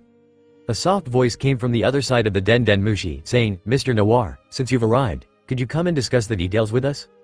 It was that girl from the Revolutionary Army. What was her name again? Lissy or something. Was her intel really that good? How did she know Noir had just arrived? Looking at the Den Den Mushi that had now taken on a gentle female face, Noir responded, "Sure, where should we meet?" "The 16th Grove in the lawless area of the Sabaody archipelago. Someone will be there to pick you up." Noir replied, "All right, see you soon." After hanging up, Robin turned to Noir and said, "I'll go with you." Noir nodded and then thought for a moment before calling out to Lucci and Bluno, "You two, stop fooling around, come with me." Lucci, who was unaware of Noir's collaboration with the Revolutionary Army, was a bit confused but figured having something to do was better than wandering around with just 100 berries. With 3 of his crew members, Noir headed off to meet the Revolutionary Army, while the remaining 4 went off to explore the islands. Hopefully, they wouldn't cause too much trouble, right? The Sabaody archipelago was composed of 79 trees, each with its own town and facilities. The group was heading to Grove 16. Groves 1 to 29 were part of the lawless area, where various mafia forces were entangled, and people from all walks of life mixed together. Fighting and killing were common. What was more alarming was that, since the actual rulers of the archipelago were the celestial dragons, activities like human trafficking and slave auctions were all condoned. And this was right next to Marine headquarters, Noir side. Being affiliated with the world government, or more specifically, the Celestial Dragons, the Marines could never truly stand for justice. These acts of evil, as Noir saw them, were things the Marines could only turn a blind eye to or even help cover up. What would have happened if he had chosen to join the Marines? Lost in his thoughts, Noir didn't realize they had already arrived at Grove 16. In the chaotic area, Noir looked up and immediately spotted a large man. This was the guy who, through sheer physical strength, could hold his own against a transformed Wiper in his Pteranodon form. His name was Oga, right? Despite his size, Oga's eyes were innocent, and when he saw Noir and the others, he opened his mouth and spoke in a naive voice, "Please follow me." What a pure voice, Noir couldn't help but ask, "How old are you?" Oga scratched his head, counting on his fingers before answering, "I'm 12. Hiss. Noir sucked in a breath of cold air, thinking in shock, the Revolutionary Army employs child labor? No, this child labor looks stronger than I am. The small child Oga led Noir and his group through several twists and turns before bringing them to a small cabin.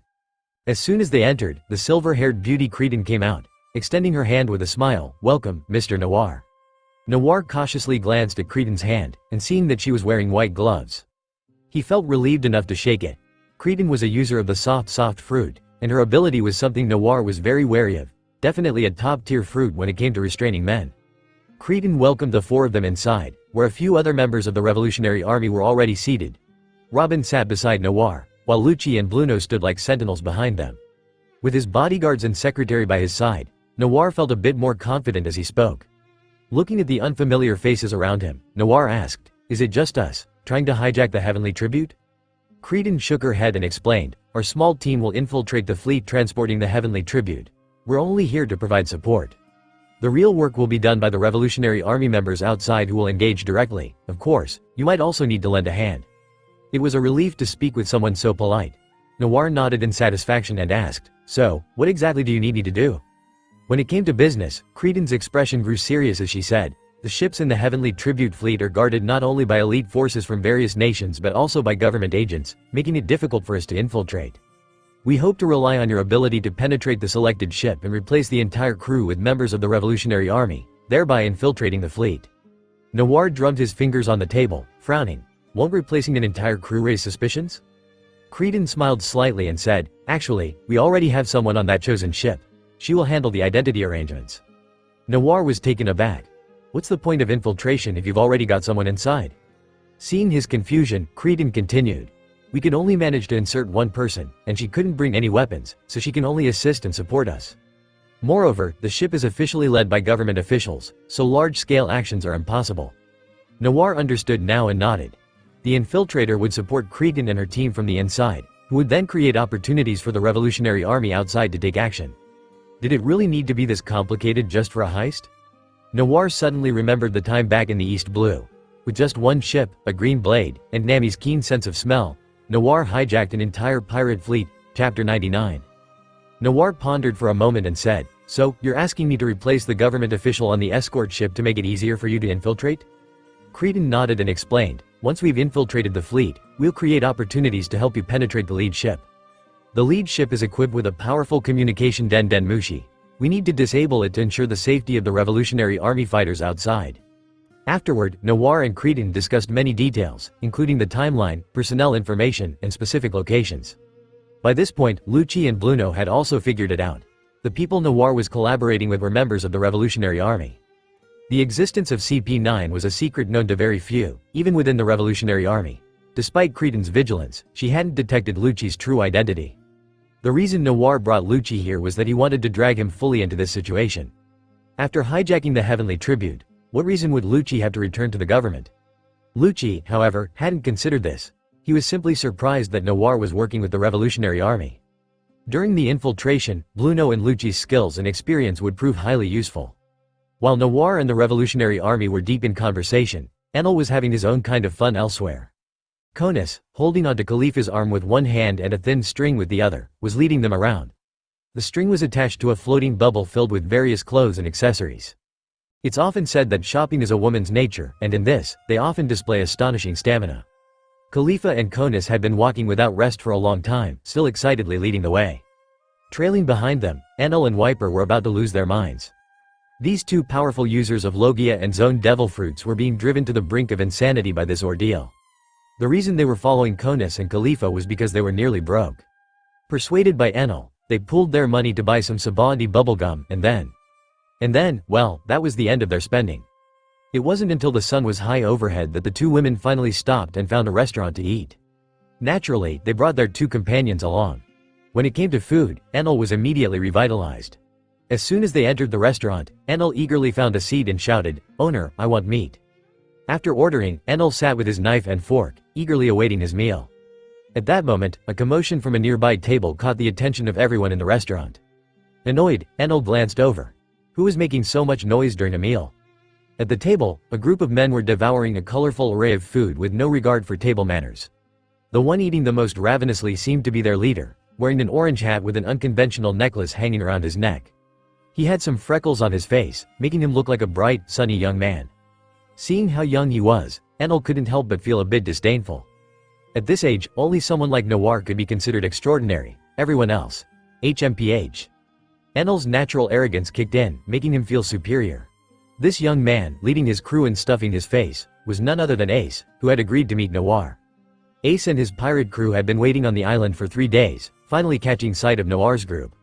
Seeing how much Ace and his crew were enjoying their food, Enel felt his own appetite grow. When his food arrived, he immediately dug in without a second thought. Ace quickly noticed Enel as well.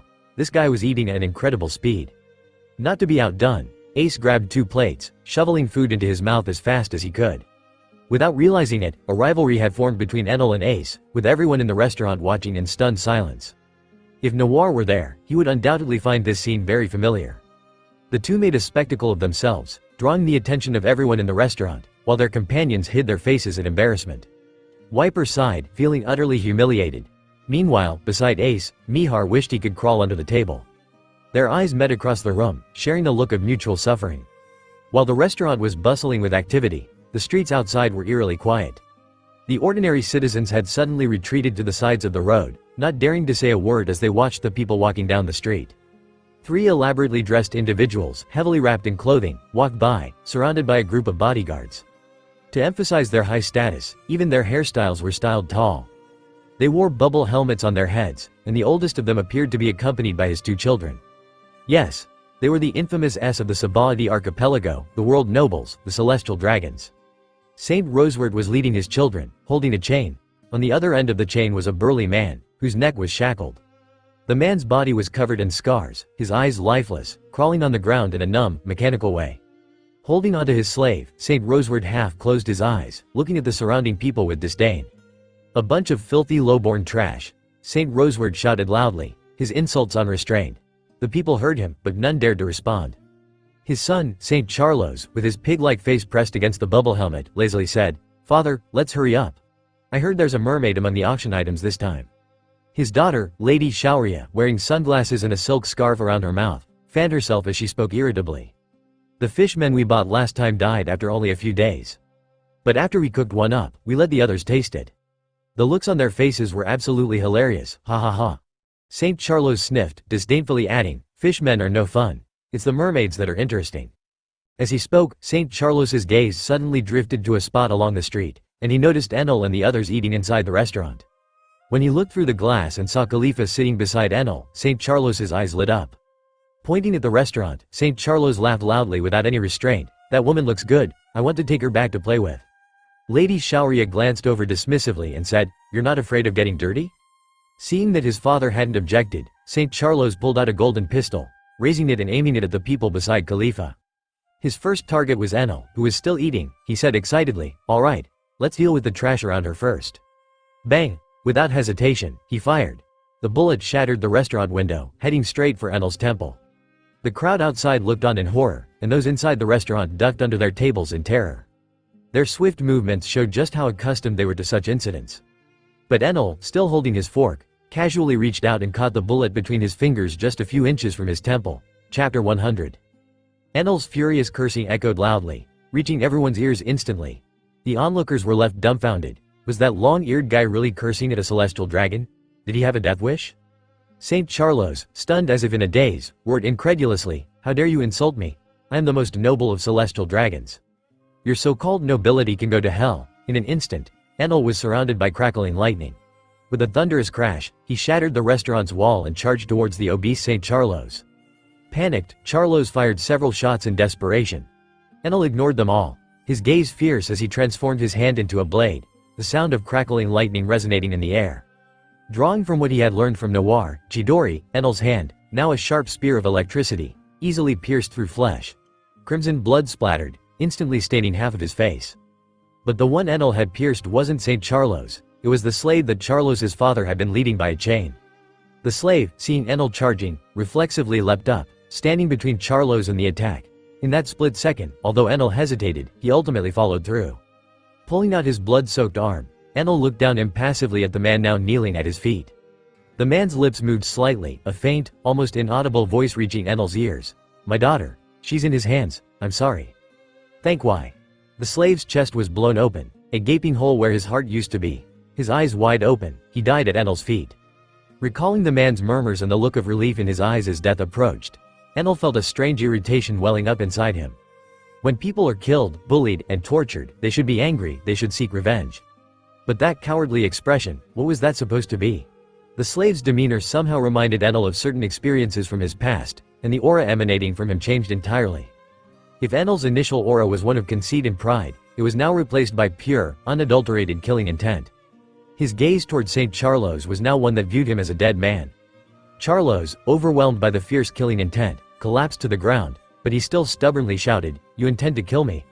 "No, impossible. I am a celestial dragon, a god. If you touch me, you'll pay the price." Shaoria, who had been maintaining her composed demeanor, finally lost it, her legs trembling uncontrollably. Saint Roseward turned pale, frantically shouting for reinforcements. The terrified crowd had long since fled in all directions, and the celestial dragon's entourage of lackeys quickly surrounded Enel.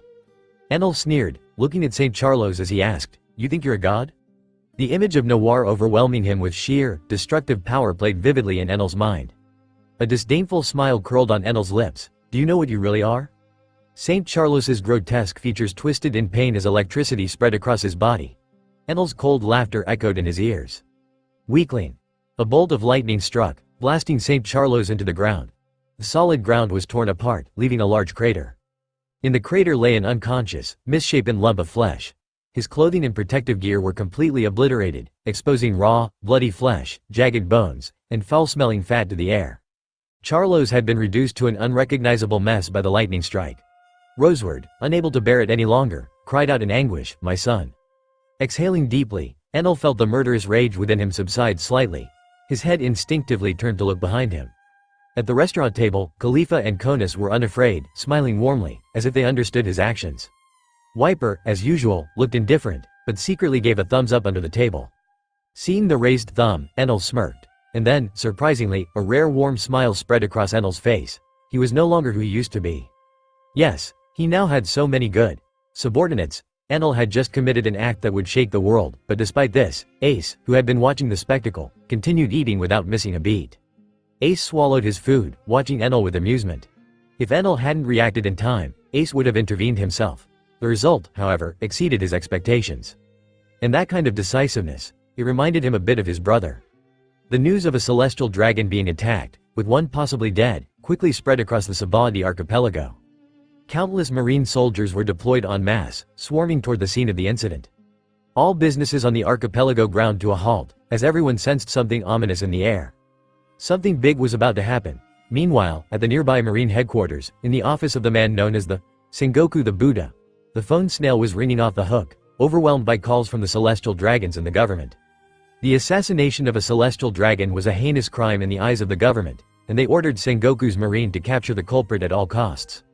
Sengoku, sitting in the fleet admiral's chair, felt as if his hair was about to turn white from stress. Adjusting his round glasses, he scrutinized the report in his hand. Enel, confirmed to be a rumble fruit user, subordinate of the Devil Noir, currently has no known achievements or bounty. Sengoku's old face was filled with caution. This Noir, even his subordinates were causing trouble. A devil fruit user capable of replication was a significant threat to the marine. When Sengoku first received Enel's report, he was deeply troubled. From the marine's perspective, the more devil fruit users Noir had under his command, the greater the threat he posed. If it weren't for the government's insistence on capturing Noir alive, Sengoku would have opted for a more aggressive approach long ago. Now, with this opportunity, they had to act quickly and eliminate the threat while it was still manageable.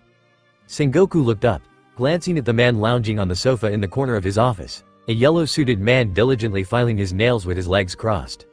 Seeing the man's lackadaisical demeanor, Sengoku's head began to throb as he said, "Borsellino, head to Sabaody and dismantle Noir and his pirate crew."